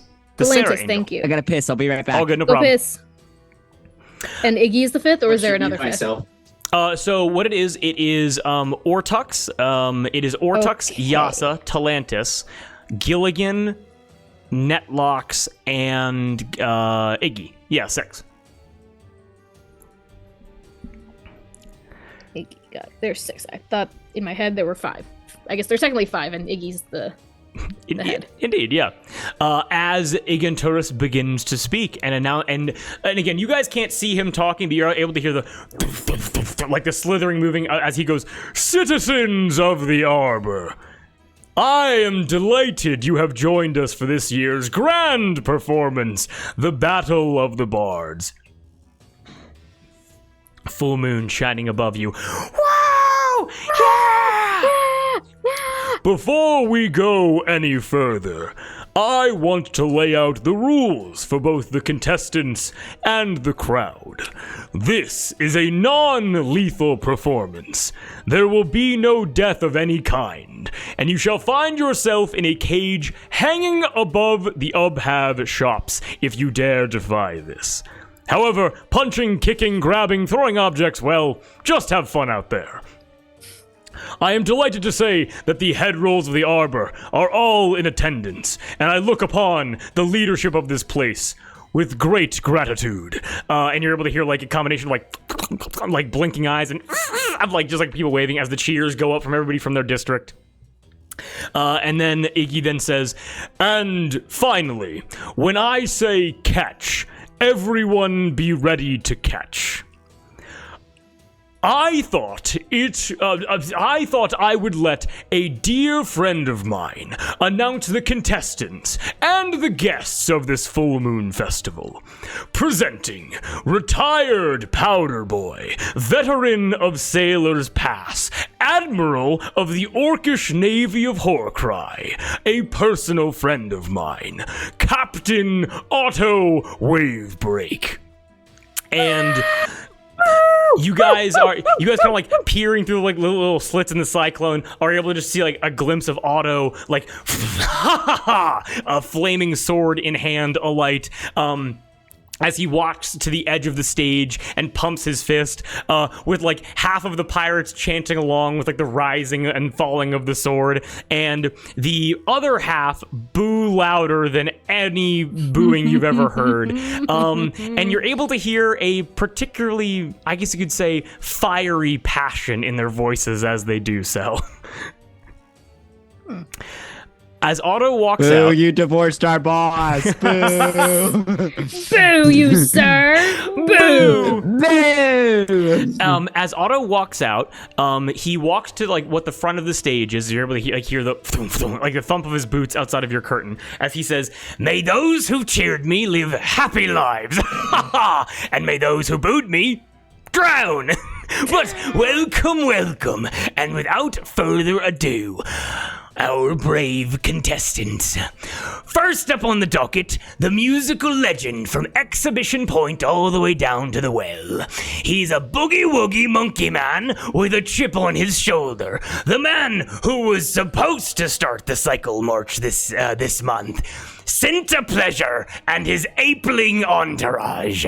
And you're able to hear the cloth unfurl from the center of the stage right next to you, and as it whips off into the sky and is taken by the wind, everybody cheers. The entire section of the crowd cheers for this man as how popular he is. And as you guys begin to boo, your boos are overshadowed by this man's popularity. Clearly the favorite, betted on to win.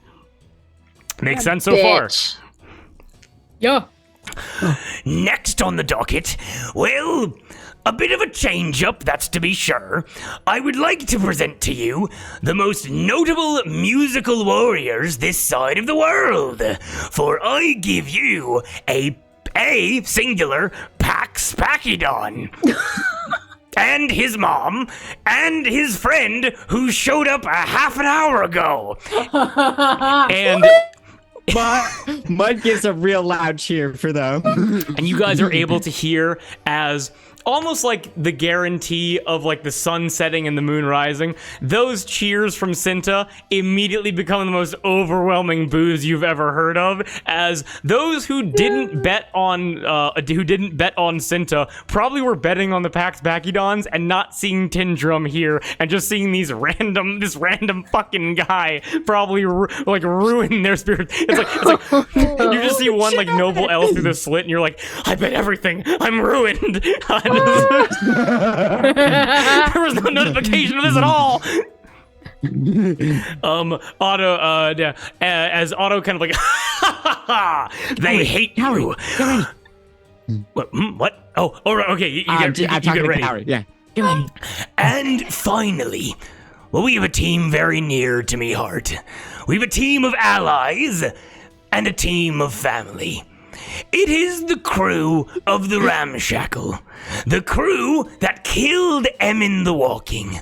The crew that began the cycle march this month. And the very crew my money is on. Cowrie and the Shinies. Well, no, I wait for the curtain to go up. Yeah, the curtain is torn away, and you guys, it is revealed as the moonlight hits you. You see the torches like lining the pillars. You guys are able to see 15,000 people in the crowd, with such a mixed reaction. Where it's like you see Phoebe's people cheering, you see Ophia's people booing you. You're able to see like Gilligan's people cheering you on. It's just all of the different factions that you guys have either pissed off or made yourselves aligned with. That are like, it's a very mixed reaction. As Mud, you and Cowrie. Cowrie wants to do a performance check with that. Can I give? I was going them to say, advantage? Cowrie, please give me a performance check to see who you can turn to your side in this moment. Ooh, okay. You got this. I got With it. advantage. With advantage, yes. Yeah. Oh, that was not in the box. Doesn't count. Didn't count.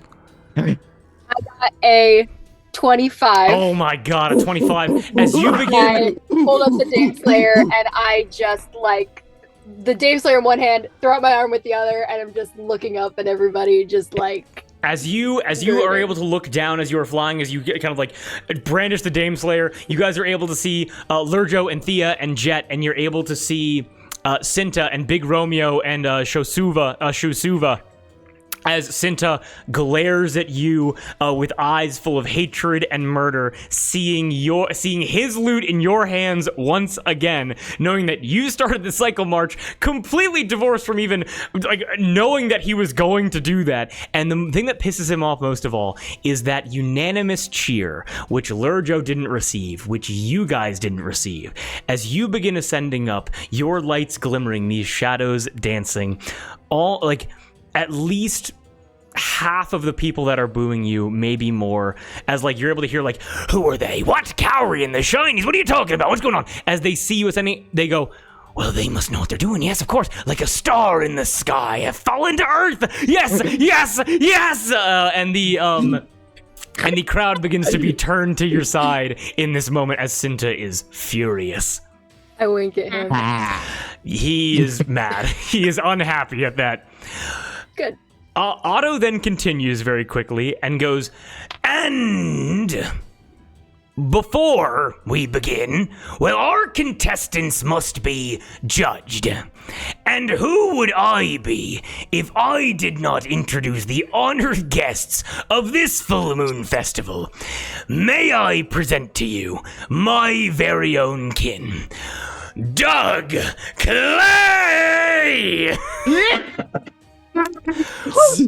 With that, a big earthen hand carries him down from the roof of this stage that you guys are on. A 60-foot drop down as he slowly descends, spider staff in hand. You're able to watch as Doug, the same man from Olive's dream not too long ago, fully walks around the circumference of the hand with the spider staff having spider climb cast on him constantly. With the crowd, ooh, like at his wonderful display of magic. And like just to kind of give another summary of like what Doug Clay looks like, well put together, scholarly man with a raccoon perched on his shoulder. But this time, as you see, he like a very gentle smile on his face is waving to the crowd. You're able to see Olive, especially having not seen this before, you notice that his hands and arms don't have any gloves on them and they're not really obstructed anyway. And up to the elbow, both of his arms show signs of injury. His arms, no medicine check required. His arms were clearly burned at some point, very badly. He isn't actively injured. He's not like dying from this. It's scarred over and as healed as they could be. But the scars are deep and prominent, even though the wounds are healed. And all of you know, everyone notices this for the first time. Even Olive, who has seen this man before. Mm-hmm. Give me a quick. I'll do a quick perception check for Doug. Yeah, he looks down to you, Olive, and as he's upside down on the hand, and gives you a quick nod. I nod back. Excellent. You're able to watch as Doug Clay takes his seat on the throne of books, and after this grand entrance, he kind of noticeably gets just like a little bit smaller, with like, 'cause, you know, a little bit of his confidence being spent on that extravagant entrance. You are then able to hear Otto, and I got 2 more of these, and then we're all good, as then Otto announces, Cade Strongwind, and calls out for another Strongwind. That's my boy! Cade Strongwind. I will send out a picture right now to the NPC chat to show my husband! You're able to hear... Over top of the crowd, you're able to watch as, you know, swinging from the south to the north to you guys, as this stage is facing south towards the entrance to the Arbor. He lands with his foot planted on the throne of gears. Cade gestures flamboyantly to the crowd, with dozens of men and women swooning and fainting at his cocky charm. His arm extended into the air as some kind of like rope or metallic string retracts back from the top of the stadium into this gadget he has on his arm. Just a quick description. Cade is a thin black man. He has like black curly hair in a top knot. He has big brown eyes and a scar across his nose. He has a sleeveless shirt that's majestic green. He has like lean strength arms, and this shirt's open like to right below the chest, just wickedly attractive, wildly attractive. But you also are able to notice the contraption on his right arm being the most interesting thing on him. Some kind of seeming like copper and iron device that he can use to traverse great bounds in a single leap, essentially. So some kind of grappling hook, it seems like Cade has whipped up. And Cade appropriately takes his throne of gears. And Otto gets very excited as he has to back up to say this one, as I'm getting the picture ready right now, and I am fumbling the bag as I need to find the photo. You're doing great. I find the photo, I'm gonna cut this out in post. Don't send we'll that. Edit in post. I'll edit that in post. And finally, Otto backs up and says, "And finally, Dura Strongwind!" Vines begin to grow out of the floorboards in front of the throne of nature, and they reach 7 feet into the air. These vines are as thick as tree trunks, and they coil around each other until at their thickest point, they begin to open and reveal a figure cocooned inside.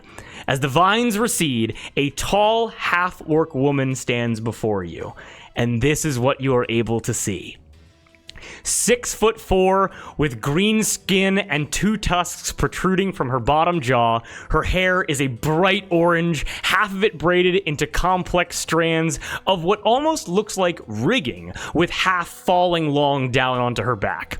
She wears a great leather jacket with the sleeves torn away and a billowing fur cape behind her. She has multiple leather straps and holsters across her waist, holding up brown leather pants, and big black boots. In her left hand, she wields this awesome green root staff that pulses with druidic energy. Mud, you can sense this, and you are 30 feet away from this woman. That is a very powerful artifact that she is holding. That's a real powerful druid. And on her Holy back, fuck, she holds this dude. massive earthen rock mace that you would have to guess weighs at least 40, maybe 50 pounds. And just finally, on her shoulder, for a little bit of decoration, a bright, multicolored parrot sits, mimicking the sounds of the crowd cheering her on directly into her ear. As you watch as she emerges out, in her other hand, she's holding just a mug of rum in her hand that she chugs fully as she walks past all of the contestants to the front of the stage, taking this mug of rum, and as she's done, just smashing it onto the stage as soon as she is done. She pays none of you any mind as she addresses the crowd, as she opens her arms up, as just with the flourish and confidence of this, these people have no idea who she is, and they're just cheering for her anyway. It's just a really Eating cool... it up with a fucking spoon. You're able to hear her shout out to the crowd, "You're ready for a good time? Damn right you are, I'm ready for a good time myself." As I imagine bras fly out and like she does the Bruno around Mars her. and she catches a towel and dabs herself off and then throws it back. She raises her staff to the air and like just floating, she draws like in space with like flowers and vines trailing behind the tip. She draws a very crude Jolly Roger as the crowd begins cheering and chanting at the symbol of their city and goes, "How about this? Huh? Oh, you love that, don't you?" After all of that, she twirls the staff, plants it down, and the Jolly Roger explodes into flowery petals, raining down on the crowd as, yes, just bras and small clothes of all kinds begin to fly onto the stage. Yes. As she turns around and walks past all of you and says, "Make it a good show," and then walks back and takes her throne of vines and nature. As she takes her throne of vines and nature, Otto looks out to the crowd and goes, "Contestants, are you ready?" And as... Yeah! Woo!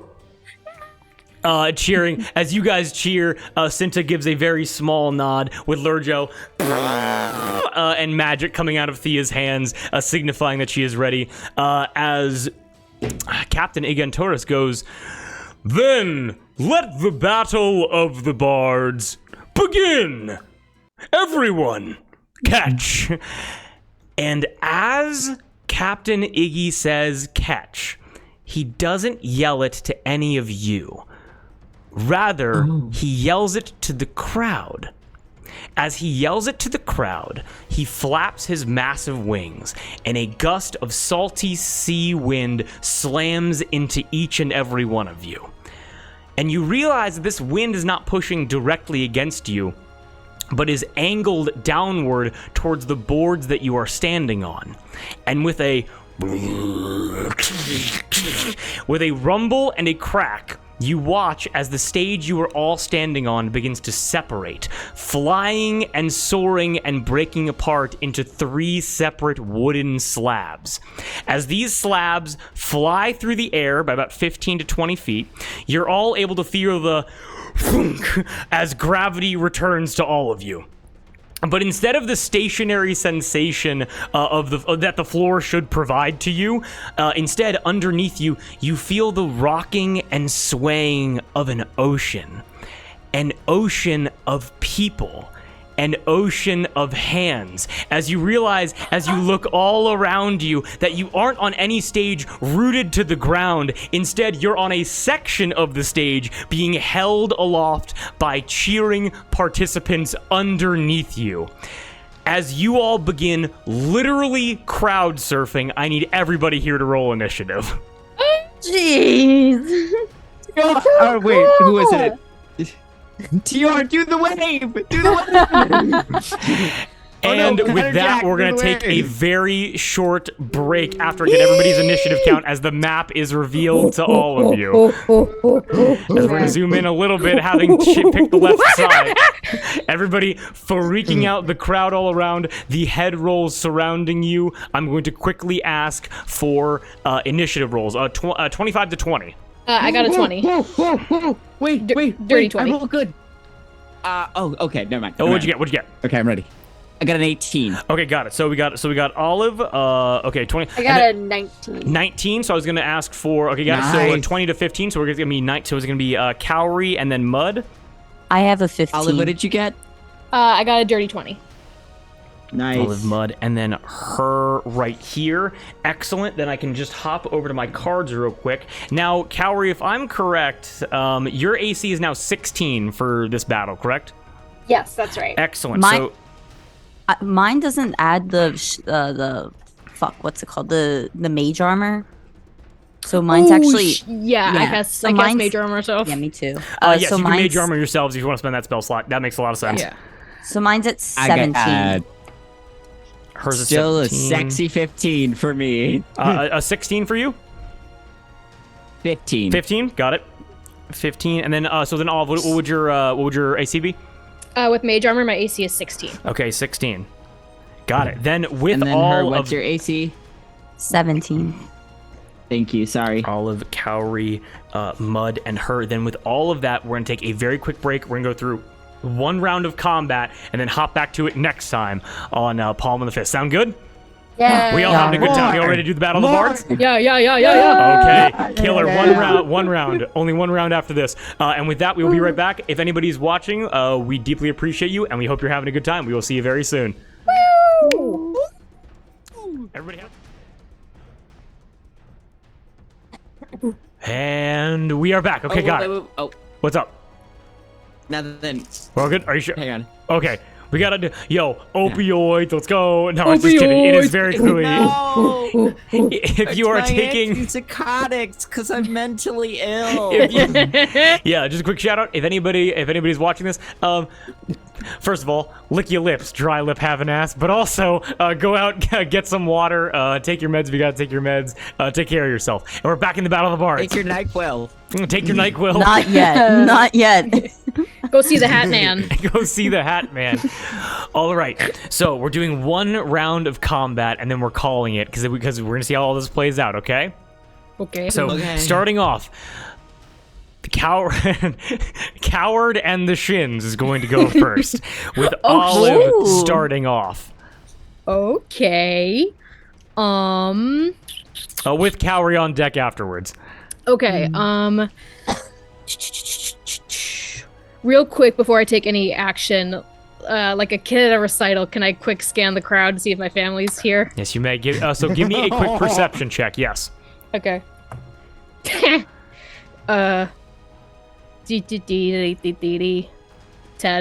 You are very familiar with waves. Actually, 10. Give me 1 second here. You don't have to give it to me. You No, don't have to I'm take gonna make a roll with disadvantage. Oh, okay. No, Olive, you're very familiar with waves. These are not the kind of waves that you're familiar with. You see waves of hands and liquor and everything being thrown around. If they are here, you cannot see them, or at least not yet. Okay. Then just shaking that off, I am going I'm going to look down at the like waves of hands holding us up, and if I past the hands, I'm looking on the ground if there's any trash. If there's a mug of ale, I would like to cast Catapult to snatch that up and hurl it at Cinta Pleasure. Wow, an infinite amount, just an infinite amount of them. As you're able to look over to Cinta, who, since going behind the curtain, has mounted on top of Shosuva, and is now going to use Shosuva as a mount. With that, Okay. you can go ahead and cast Catapult. Go ahead. And I'm it's a save. I'm gonna heighten spell. I'm gonna give him disadvantage on the saving throw. Yes. What's it gotta be? Let's cast this. We'll cast this second level. It's a Dex save, DC 15. Okay, one of these has to be a 9 or lower. That is a 9 on the die. He does not pass. Oh, nice. Let's go. He's gonna take. Wait, so he failed? He failed, yes. He's gonna take 4d8 bludgeoning damage. Okay. Let's see. No, that's another spell that I can't cast at the moment. Ooh, that's good. 22 points of bludgeoning damage. Okay. Yes, yes, ma'am. He takes 20. Literally, it is as easy. Like, it's almost like how on the sides of the ship you would like control waves with your hand. You reach down, and as hands like grab for you and they touch your arm and they touch your hand, you're able to bring your hand up into a fist as this mug of ale shoots from between the feet of some of the onlookers, and like a rocket, he goes, right? And just explodes into his face as immediately his nose is bleeding and you have hurt Sin to pleasure. Wonderful. And that I rolled my wild magic. I'm good on that. We're up to 4 or lower. Okay. Because I saved for mage armor as well. That's my action. Yeah, I'm gonna save my bonus action because I don't need to. Cantrips are bonus actions. Yep. Yes, they still? are. Okay. Actually, bonus action. I want to cast Mage Hand. I want to cast Mage Hand, and is it possible for me to use my Mage Hand to cut the strings of Cinta's lute?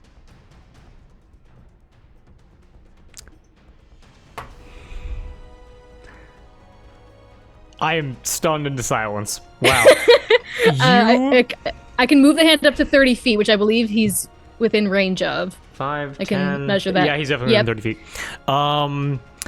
Here's what you're gonna do. Here's what you gotta do for me. Yeah. You gotta roll a d20, you gotta get a nat 20. I gotta get a nat 20? You gotta get a nat 20.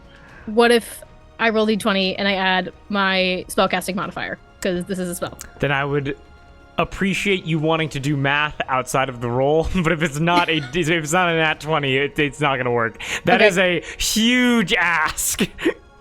I understand. That's why I gotta try. So, the one roll, no advantage. Okay, yep, one roll, gotta be a nat 20. Gotta be a nat 20. Okay.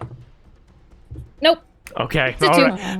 right. My heart just stopped for a good 2 or 3 seconds there. So close. That's so close to a nat 20, though. Yeah. The 2 It is. It's right right next to it. next Next to 20. it. It's right next to it. Okay, It is right but next still- to it. And then any movement for you, Olive. Where am I? I'm gonna back up a Back little up bit. a little bit. I'm gonna back up since I just swung real hard. I'm gonna back up. Nope, that's the wrong tool. I'm gonna. No, I don't want to watch together. I'm gonna back You up. don't? Okay.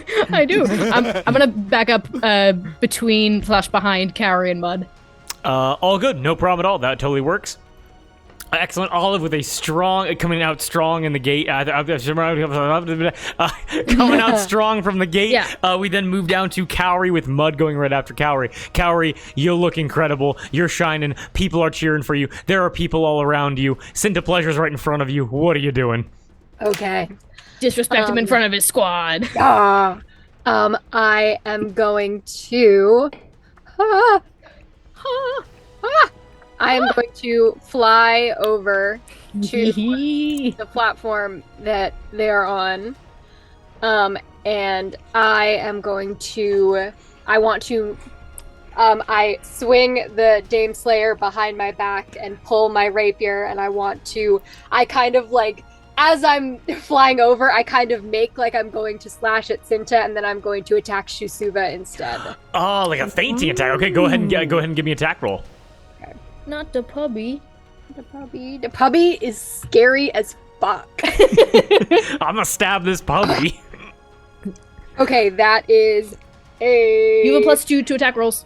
I do. That is a 19. 19 hit. is gonna hit Shusuva. Okay, that is going to be.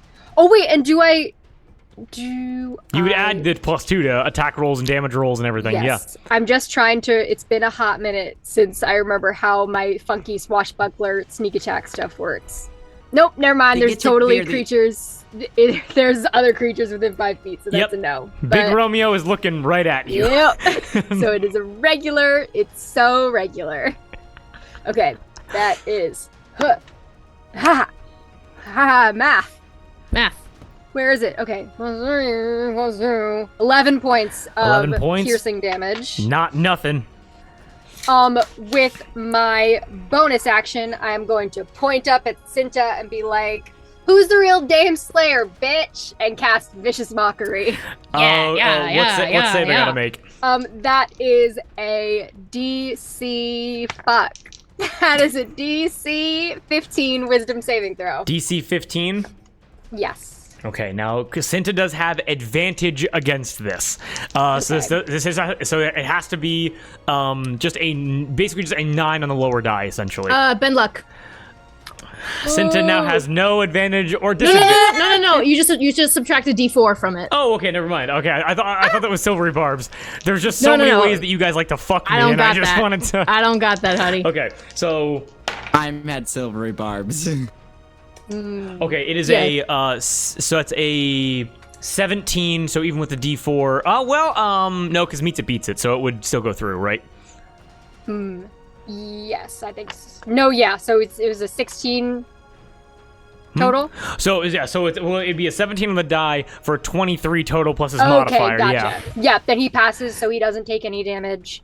And because of my fancy footwork, when I hit with a melee attack against a creature, I don't take opportunity attacks. So I am going to back the fuck up. Oh, you're so smart. And that is my turn. You can also go just above, like, out of his range.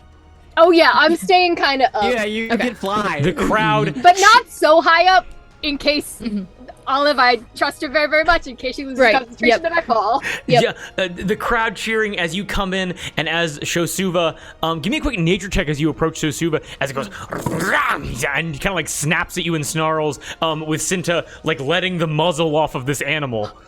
17. A 17. You get the sense, it's very 17. I think that's more appropriate than you making a history check for it, because you remember back when you were ambushed in the kennels underneath the food chain fight. You remember how Ophia keeps these animals in check. Clearly, this animal is a snarling beast, carnivorous, starving, is ready to hurt and kill. And the only reason it's not going after Cinta and Big Romeo right now is because Ophia is somewhere in the crowd controlling this thing. If you were able to get Ophia's whistle, you might be able to turn Shosuva to your side. Oh, good to know. Excellent. With that, we then go down to Mud with her right after. Mud, what are you doing? Okay. For my bonus action, I would like to rage. Yeah, baby! Yes, I choose, I think for a second, Mud just kind of crumples and curls in on himself, and then as he, like, arches up and back, his claws come up. Now, except the tattoos running down his arms add this almost, verdant green glow slightly behind them. I like it, As he just... like a long jump is just gonna run to just leap over and onto the other guys. And I think I have a trait that, yes, hang on, Features and traits. I have a thing that lets me jump like yes. pretty far. I would also say that with your athletics modifier, you can just jump this gap, no problem, no check necessary. Great, cool, thank you. Okay, awesome. And so yes, Mud is going to leap in and land. He's gonna charge over into just the fray. Into it. And for my first attack, can I grab? I want to know if it's a good idea to throw somebody off one of these stages. Big Romeo is pretty strong though. So are you. So. And it's also me rolling the dice. Okay, what are you doing? Okay. I want to grab Big Romeo. Okay. and I want to try to throw him off the stage. Okay. Let me just describe to you what the crowd sees. They watch you, Mud. You basically hit the ground on all fours, and your claws extend out of your finger. Like, again, your bone, you chose claws, right? Yes. Your finger bones grow out of your skin and are sharpened to a point as you then basically on all fours and you are able to leap effortlessly over them, and all of the hands that are trying to like grab you guys, because you're basically celebrities in this moment, immediately go down as they don't want to lose any fingers. You hit Cinta's platform and immediately sprint towards the silverback gorilla. And so we're gonna make an opposed athletics check to see if you can grapple Big Romeo. I get advantage on this because I'm raging. Okay. It's a natural 20. Hey. One of these might be a nat 20. One of these might be a nat 20. We'll see. That's a 28. That's a opposed strength or athletics. Opposed athletics, obviously. Okay, then that's a 25. 25, excellent. I got 2 threes. I think fully Big Romeo did not expect it to pop off that much, as he's just like finishing up a quick snack of a banana. As he goes, oh!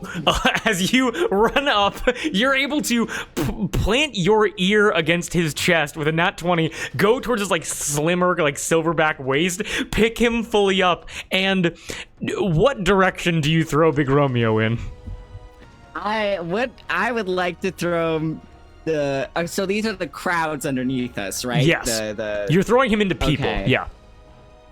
Yeah, I want to throw him into pieces of shit. Into pieces of shit. Okay. As he goes, as he just fucking flies off. Into the pieces of shit, you're able to see like a bunch of like scrungy, like dirty, like mercenary types, like very clearly people who like, it's a fucking city of pirates, very obviously like criminals who steal and rob from just civilians, but not in this like the same cool tactful way that you guys would on the high seas. And so immediately as Big Romeo hits into the centers of the pieces of shit, I'm gonna make a quick intimidation roll for Big Romeo. As he's falling. I'm gonna do a quick opposed intimidation roll for the piece of shit. Oh.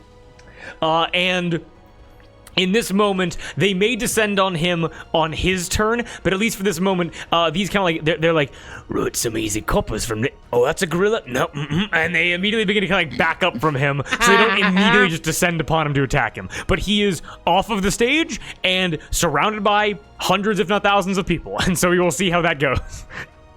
I think Mud just like. You know, just like with Jurassic Park, just roars into the crowd, and then turns to Cinta, and can I climb on top of the mount? Now that is going to be, you're gonna make give me an athletics check with disadvantage. Well, oh, what's up? I get advantage because I'm raging, so it's just a straight. Just roll. straight roll then, yes, because I have to make this opposed for Shusuva. I'm gonna flip my coin. Okay, you have to beat an 18. Cool, because I got a 19. Excellent. You so immediately 11 plus 8, baby. Mud enters the fray. Immediately enters the fray. It grabs a gorilla, chucks the gorilla off of the stage. See, Shosuba goes and growls at you, and you just go, and you just grab its nose, shut its mouth shut, and climb on top of it, and you're just looking at Cinta Pleasure now. Okay, now I'm gonna with my other attack slash at him. Go ahead, pop off. Oh yeah, that's not gonna hit. It's a 13. 13 does not hit, as Cinta is able to do a full backflip over your strike as you miss under him. Yeah. As Cinta is very dexterous. And that's your turn? is just like on top of it, just like. Oh, that's terrifying. My guys are in trouble. We then move down to her with the Duke going after her, and it's gonna be a bunch of NPC stuff. Great. Me as the clumping clerics kind of like start jiggling around my body and have all the pots and pans kind of rattle.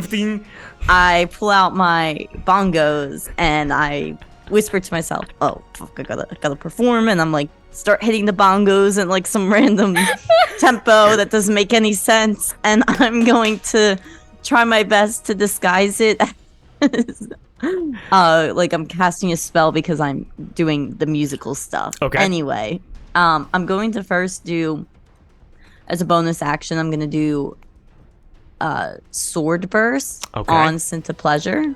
Okay, Actually, you can cast that on him. Okay. Let me look at it. It's on myself. You know what? it's Never just mind. on a I'm gonna do Acid Splash on Cinta Pleasure. But I do have a question for you. Yes. With the big Romeo note, it didn't necessarily say I can't not attack them. It did not say that. It just said throw. Okay, great. Throw? All right, so I'm gonna try and I'll cast Acid Splash on them. Okay. And it's a dex save or dex. You have to hit a DC dexterity. I don't know how to speak. It's 14 dexterity. There we go. You got it. There you go. As you're able to summon up a cloud of acid rain. How is there like a radius that spell, or does it just work on Cinta? One action.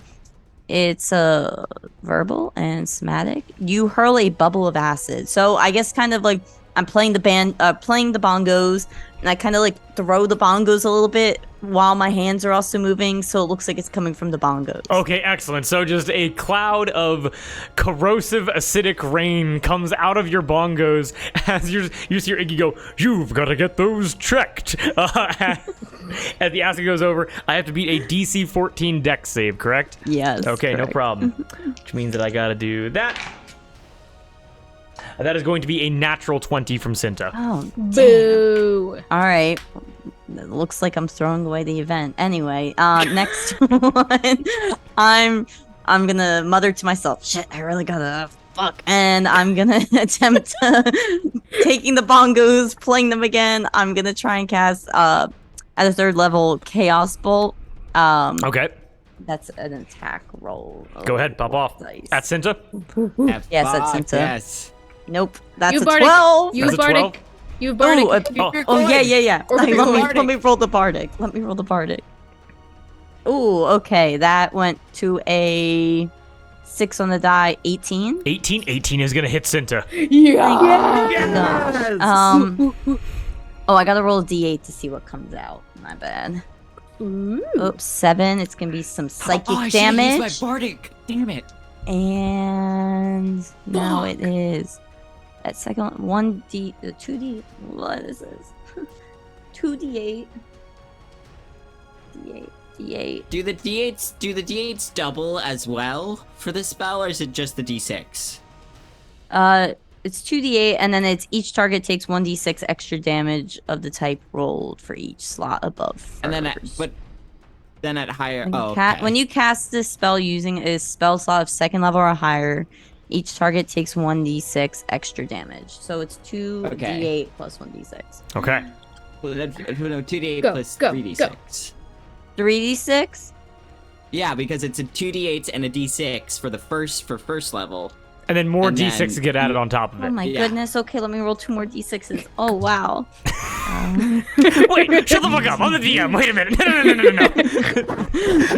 No. So I'm playing my bongos, and then I like do the same sort of motion again where I like kind of aim it towards Cinta, and you just kind of see it's psychic damage. So I guess you see a bolt kind of come out, and it Strikes into his psyche deeply. psyche. Yeah, I got you. Okay.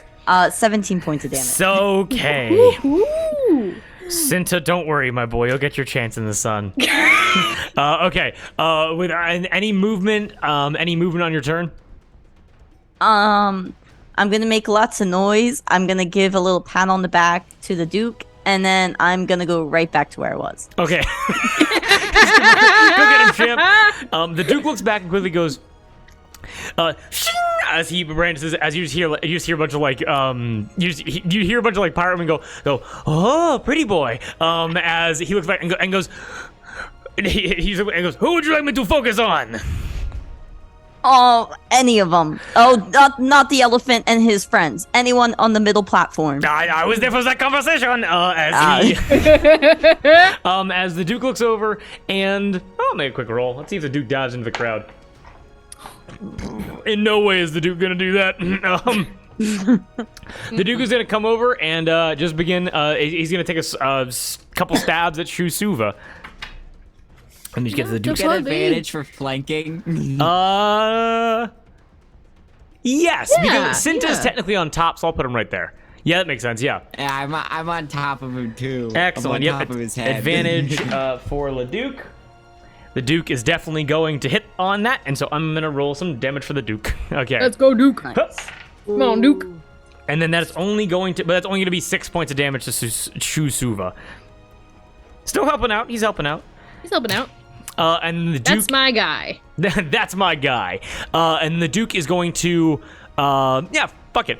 He's going to then ready his cloak's magical ability so that if he gets knocked off, he can recover very quickly. Make sense? Got it. Okay, Nice. excellent.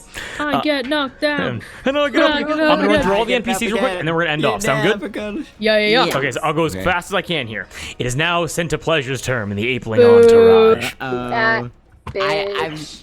I'm gonna be kind because we're gonna get through a couple things here. I'm gonna be nice this time. The Duke and Mud being so close to Cinta. Oh. Cinta takes this massive loot up into his hand. He looks over to Big Romeo and says, and goes, "Oh, there, Big Romeo, the shiny one. Kill him." And then you are then able to hear as Cinta takes up this loot and goes, and you guys hear a sound that you have never heard from any lute before. Where the plucking of a lute may sound like a handheld harp, this sounds like a metallic reverberation that strikes you deep into the base of your molars. The best way that I can say it, it's very similar to an electric guitar at an amp cranked to 11. As Cinta activates this magical effect called Rock Y'all. Where, as a bonus action, he's able to cast the Shatter spell in a 10-foot radius around him. This is I need the Duke's gonna make this, and Mud's also gonna make this a DC 15 What con damage save. type is this? This is going to be thunder damage. Ah, fuck. Okay. What is it? It's gonna be a DC 15 con save. I'm making it for the Duke as well. Dirty 20. Dirty 20, excellent. You and the Duke both pass. The Duke passes with a nat 20.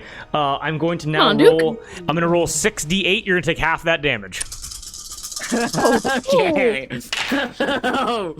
What if you don't? What if you don't? What if you roll fewer d6s? Have you thought about that? Yeah. Hey, Drew. Shatter see. is actually 1d6. It's a D4, So maybe. yeah. Yeah. If anybody is Okay. watching this later. Does anybody else want to anybody's object watching before I this say later- the number? No, I just want to tell chat that like if anybody's watching this later, Drew sent a picture in our Discord of like all the fucking dice he has for this session. Yep. And he's like, they're ready to roll damage. I hope you rolled all ones. Yeah. Love you too, They're only taking Gab. half. They're only taking half. 8 points of damage. 28 points of thunder damage, halved to 14 to each of you. I thought that 28 was the half. So glad I rolled well. Ooh, boy. Ooh, doggy. And the Duke is then knocked down to that number there. Okay, got it. And you both are able to resist, as you guys stay locked in there. Cinta is then going to use his action to then look at you, Mud. And he is That was a going bonus to... action? What's up? That was a bonus That was action? it's a bonus action to activate the magical weapon. As he's then going to look at you, Fuck. and Mud, I need you to make a DC 15 Charisma save, as he's going to taunt you. Okay, Counter spell. what is it? Oh, nope, never mind. Nope, I can't. Wait, no, I can't. Because You I can't- did bend luck. So You did do I bend already- luck. Yes, that is true. I did. I used my reaction. Fuck. Sorry. Wait. I Wait. have my Actually, hold on. still. Wait. 1 sec. Hold on. Wait. Don't do that yet. Hold on. I need to make a quick. Oh, I need to. Oh, there's so many dice. I need to make a quick roll. If this is, this needs to be a 12 or higher. Huh? Oh! Someone else is counterspelling. I think. Is it yours? As Cinta looks and he begins talking to you, you are able to hear him just say, "Well then, buddy, I can't say I've ever met you before, but I can't as his voice cuts out, as you're able to see the words coming out of his mouth begin turning into common block letters as Thea begins absorbing them into her hand, as Thea can counterspell, as Thea is going to help you guys out. What a queen. What was he gonna say to Mud, though? He was going to say, oh, I can't tell which one's more the animal, you or the beast that I'm riding. And that probably would have deeply, deeply wounded him. Yeah, and you don't know what taunt does, but taunt does do negative things, so... Let me just... No, taunting only does good things. Let me just quickly... Taunting is wonderful. Fun. That is one of the counter spells done. I'm gonna keep going fast because we got to go to bed. Okay, that is Cinta's whole turn. He is going to have Shasuva 2 attacks, attack Mud twice because obviously Totally valid. But totally valid. No, attack you once. Mud, opposed athletics check, please. Thank you. The reason is because you're currently on Shasuva's back. Yeah, that's valid. That's valid. You have to beat a 16. 7 plus 8 is a 15. So no. As Shasuva and shakes, you are able to be thrown off. You don't go prone or anything. You just kind of like hit the ground as it kind of like bucks you off of its neck. As you are now standing just like off to the side here. It's not going to change your position that much. You're just not on top of it like next to Cinta anymore. Okay. And then Shasuva is then going to use its long tail to try to pierce into you, using its tail stinger attack. Ooh. Ouchie. It's all cool, guys. I'm raging. It's okay. Yeah. And with a 7 on the die plus 7 for a 14, misses with its tail stinger attack for Mud's AC. God, as this thing, and this ginormous like spiked wolf tail dripping with yellow toxins pierces directly like to your side, and Mud, you get a distinct whiff of a naturally produced poison within this thing as you realize that this thing has the ability to poison those that it stings with its tail. I'm just gonna scream to the Duke, "Careful, it's poisonous!" Okay. But he's doing it, but he has all these teeth in his mouth, so it's hard. You sound like a blender! We can't hear a goddamn thing you're saying because you're yelling too loud. Oh, I kind of am. Okay. Big Romeo's then going to try to climb back up. Big Romeo's going to make an athletics check real quick. See if he can get up to Mud and the Duke. With that, he is able to difficult terrain himself. And get himself back on. And just goes, "Where is that fucker?" And he looks over. He sees Mud and the Duke flanking Shasuva, and Big Romeo is going to use his drum, also a magical item called Bang the Gong. Can I please get a DC 15 con save from Mud and the Duke? That's you, my dear. You are the Duke.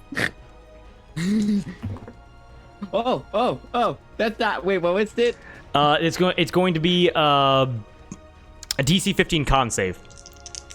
I got a 14. You got a 14? Yeah. Off of the top. So you both fail? Yeah, I guess. 12 points of thunder damage to each of you. To the Duke and to you. Let me just write that down real quick. Ho, Dukey boy! Oh, Lord. I think I'm at half health now, so. At 9 points of health. As Big Romeo, as he slams his ginormous gorilla fist into his drum, you are hit with a shockwave that not only strikes you deep into your chest, but also with a 15-foot knockback and pushes you both off of the center stage. Fuck. No. Knock it off. In the interest of time, I'm going to have Lurjo, Thea, and Jet all hold their actions. We will do that at the beginning of the next round, next time we begin. But I do have a couple things that I want to do before then. Number one, Olive, and Cowrie being on your platform. Here's an interesting thing that I did not reveal to you guys that I'm very happy about. Can I just get a quick performance check from each of you? This is going to be Yeah. a group check, and whatever the average is, I'll tell you what you're able to do. Am I included in this? You Or are no? not. You're not on a platform. Excellent, great, because I have a -2 to that check. I'm so glad. What'd you guys get? It doesn't matter because I rolled a nat one. A nat 1. Did you flip your coin already? Oh, Did you I'll your flip my coin. I'll Okay. flip my coin. Flip my You're coin. getting it back afterwards anyway. Yeah. I got a 28. I got a Holy I got a 19. 28 and I 19. I got a 19 too. A 19 too. Wow, fucking above and beyond. Wow. Good job, guys. With Charisma that, casters. So hot. with that, what you guys are able to do Mud. is Cowrie, as you're strumming away, the best music you've ever played in your life. The crowd is loving you. Hands are clamoring up onto the stage, trying to get closer to you, trying to grasp at your shinies. Her banging along to those bongos. You guys realize something.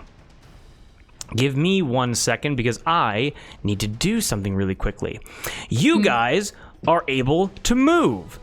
You're not able to move yourselves as your movement has already been spent, but you're able to move your platform around. Wait, what? With you all on the platform, now this being a section like after the combat sections of this combat, you are now able to make performance checks to determine what the movement of your platform will be. And now that you have rolled so high, you are able to control the crowd to send your platform where you want it. And I will ask you guys, where do you want to send your platform? Ooh.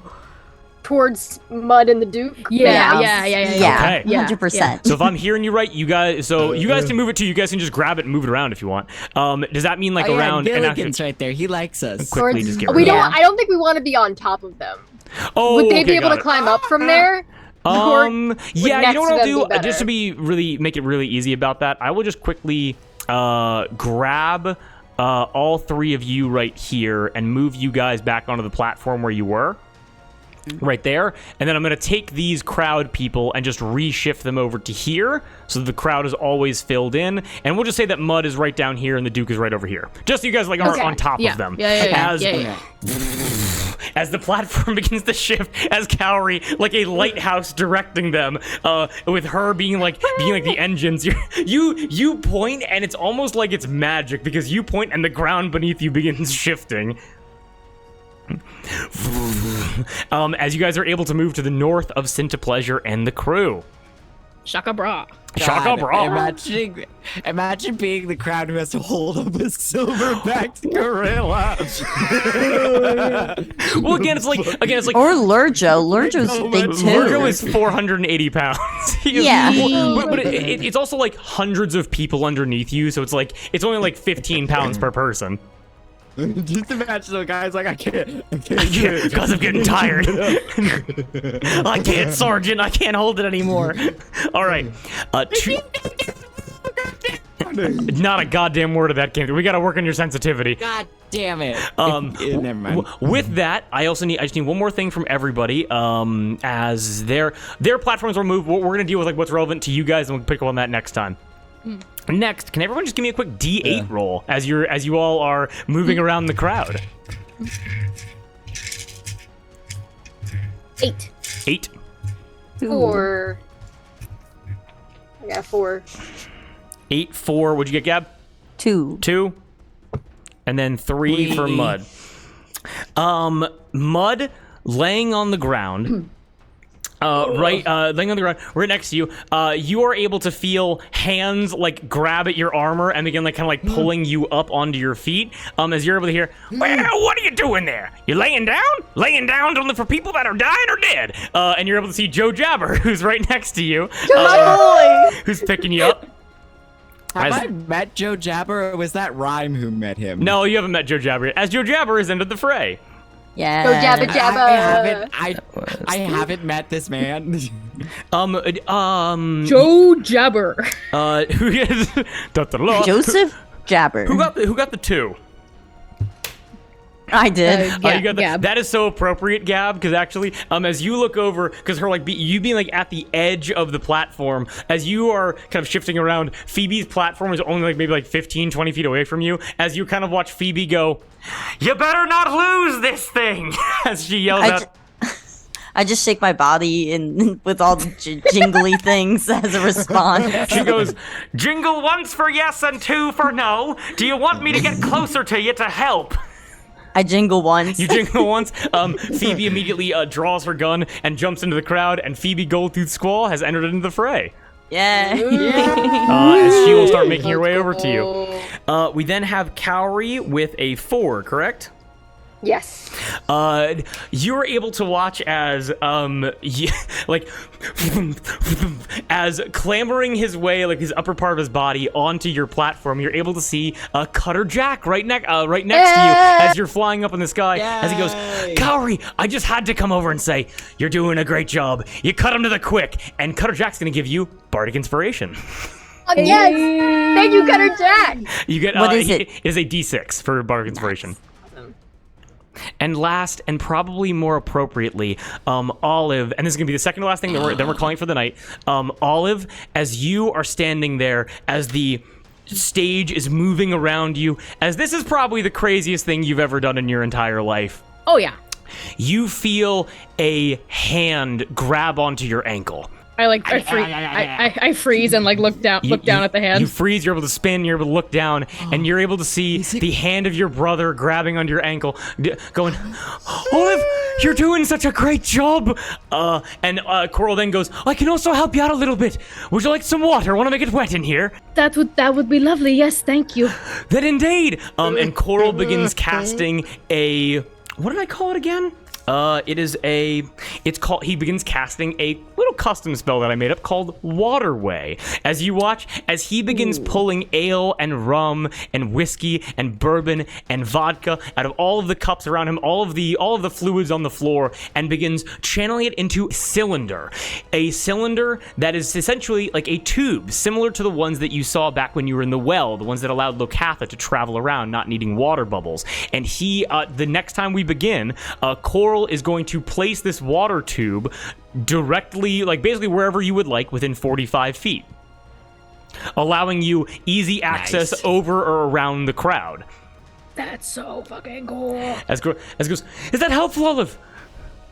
Absolutely. Thank you for being here.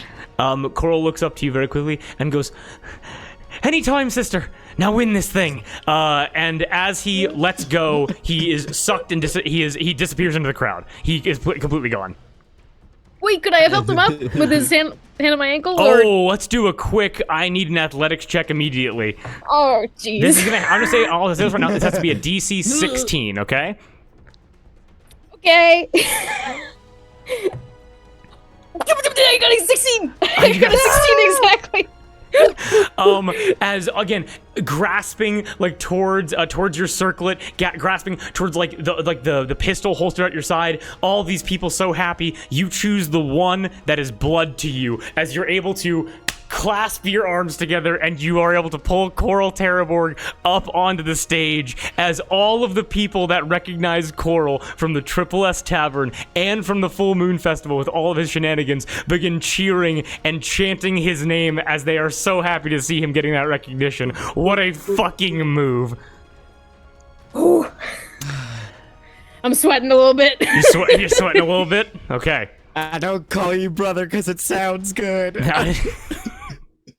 And I got one more thing for all of you. Okay? Yeah. Hold on one second. Nervous.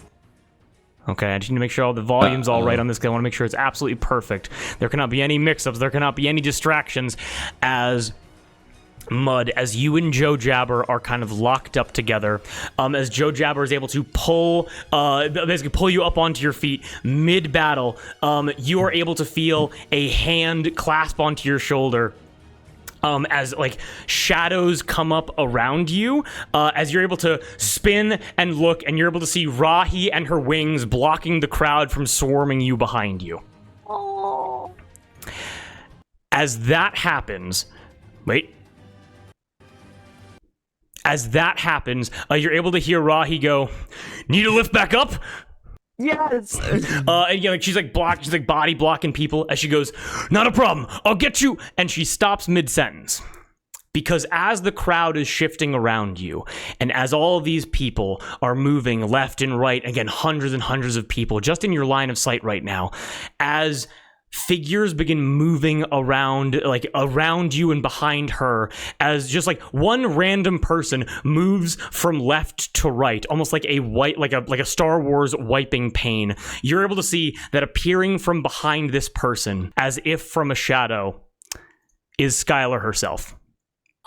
As Skylar appears behind Rahi, you see something more terrifying than anything you could. You do not see the flash of a dagger. You do not see any kind of like claws extended, but rather you see in her hands a full bucket of water.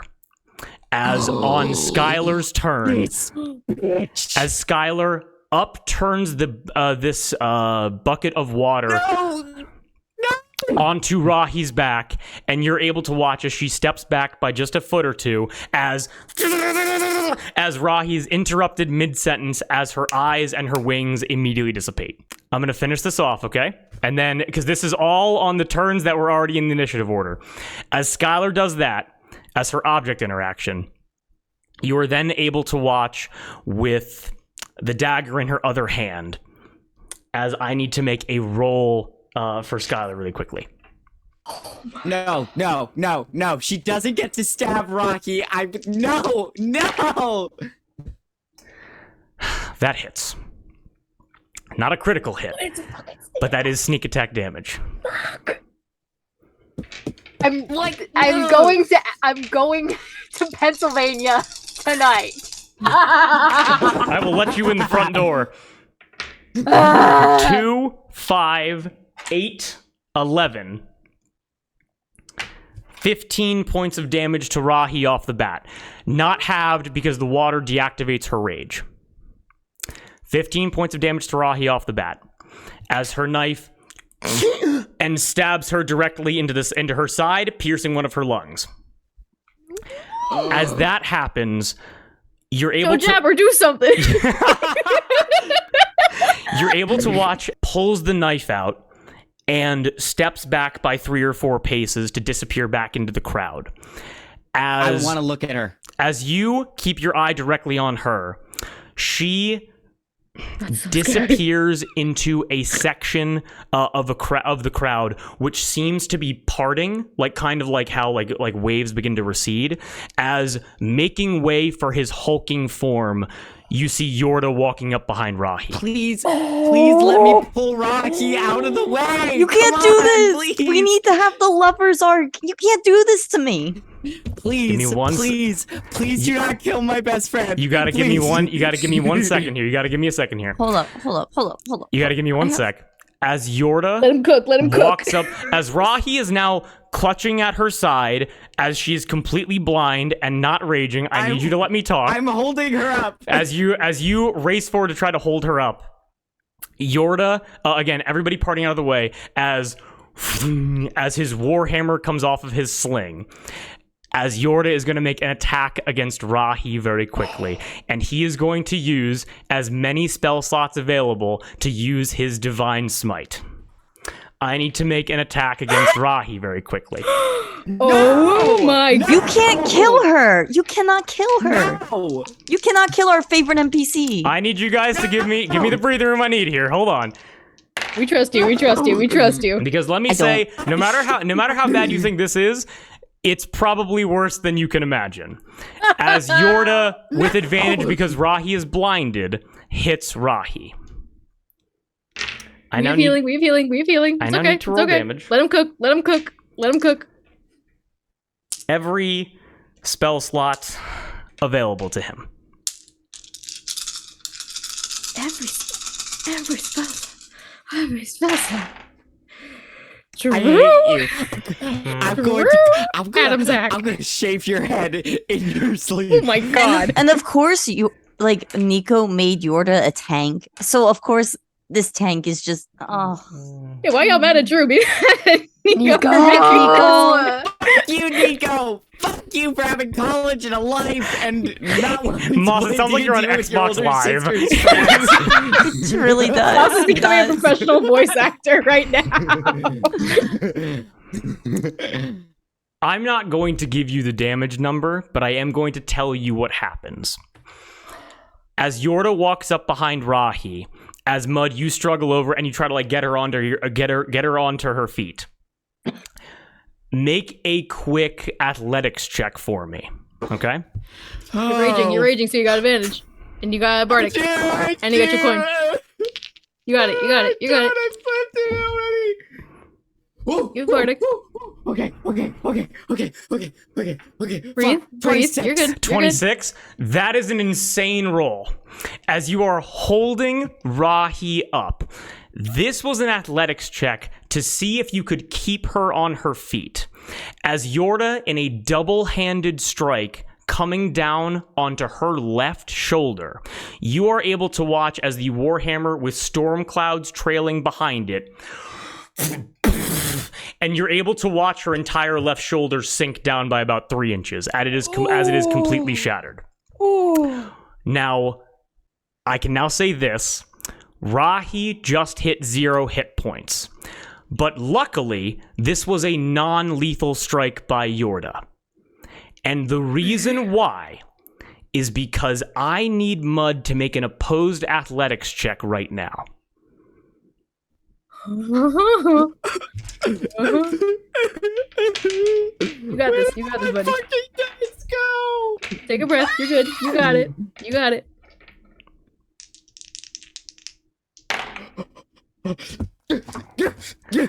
26. Oh. I'm rolling 19, motherfucker. Good job. I need to double check something right now. Yorda got a 19 on the die, and I need to see what his athletics score was, okay? Do you still have a bardic? No, I used it. I think. Wait. It's all in the No, you numbers. didn't. Hold on. I need to check what this is going to be. If not, Mud's rolling the I'm gonna use bardic. the You bardic. have to use the I bardic. think you can roll the bardic after the number is called. Yeah. Okay. Work it out. You're doing good. Yorda got exactly a 26 on the die, okay? Bardic, Fuck okay. you. Oh God, what up? That's a 1 for 27. Fuck you. 27. Holy As you shit. realize, as Rahi's shoulder is shattered and her lung is punctured, as she's at 0 hit points but not making death saves, as Yorda and Skylar both grab onto her, Mud, with your intense connection, and I'm just gonna say affinity for Rahi, you're able to wrench Rahi out of both of their grasp and basically put your body in between like them and her, as both Yorda and Skylar, having lost Rahi's body, immediately take as much movement as they can back into the crowd to disappear. None I of want us to- see this. Before they disappear, I just want to roar as loudly as I can, and as I open my mouth, it almost encompasses my whole face as the rage fully takes over, and just teeth shifting in and out of my gums as I'm just screaming at With them. that insane roar, as your jaw unhinges, and I'm just to kind of go into the body horror of Mud real quick, as your like skin begins splitting, as your jaw is extending farther than it ever should, and your throat begins to open as well as your jaw begins kind of trailing back into your head, I'm gonna say you all are able to look over and see Rahi physically decimated from that blow from Yorda and Skylar, who are going to attempt to disappear back into the crowd. I want to point at them and say, "You can't hide." Okay, and Wait, you. if Fuck, am I Mud, cutting out? hold up. If Mud is pointing to Yorda and Skylar, and I am next to Phoebe, can I say something to Phoebe to make the Thieves Guild watch them? oh my lord, Gab, I need- turn? Yeah. Okay. What's up? Can I turn to Phoebe? I'm gonna say, Phoebe, if you want the money, you need to make sure they don't attack Rahi and they don't take her. then Gab, I need you right now to give me a persuasion roll, but don't give me the number, because that is where we're going to pick up next time on Palm in the Fist, because that is where we're ending tonight's session. Holy shit. And do not tell me the number, write it down somewhere. But ladies and gentlemen, are we all having a good time? Oh yeah. Oh yeah. Am I cutting out when I scream? You're every time. Yes. Every time. Fuck. I just got you too excited. I got you too turned up. I'm writing it on the next page. Oh my god. Hang on, let me turn my sensitivity down. They were going to abduct her ass. You were right. Yorda, what the Those fuck? Just Those because motherfuckers. I threatened not to pay Phoebe, would that be with advantage? No. No. I mean, she's still gonna you're blow lucky up that's my not hands. disadvantage. Okay, let me just add this up. I'm not gonna tell you. Don't tell us what it is. We have to save it for next time. As this battle got a hell of a lot more complicated now. Y'all, Mud, I want you to know, and yes. Mud has just added 2 more people to his list. Oh, understood. That makes sense. Yorda I wrote and it down. Also, a fucking powerhouse of a team to have a rogue and a paladin working in tandem. Yeah, fuck. fucking Nico, I've why got did he the have to make salve. 10 characters? Nico. All of his PCs are gonna come back and kill us. AJ. Hey! Man came in and made Yorda. 2 main villains, left, didn't apologize, refused to elaborate. God. God fucking damn it. But with that, with Rahi, Oh my Liha, God. again, just, I'm gonna be very honest, basically physically disabled now from how bad that was. I got it. I'm gonna. Well, I'm and gonna again, fix her. I'm gonna make her it's fine. it's D&D, so it's like a good night, a good 8 hours will fix anything. What But, is I'm it? gonna give her all 3 of my doses of that. but basically, yeah, critically wounded, at least for right now in the fight, as the 2 barbarians embrace each other. With the rest of you having seen that just happen, this just got a lot more complicated. And that's what we're going to pick up next time on the Palm and the Fist.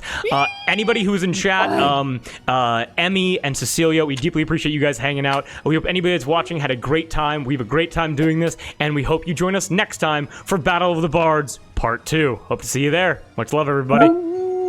Ooh.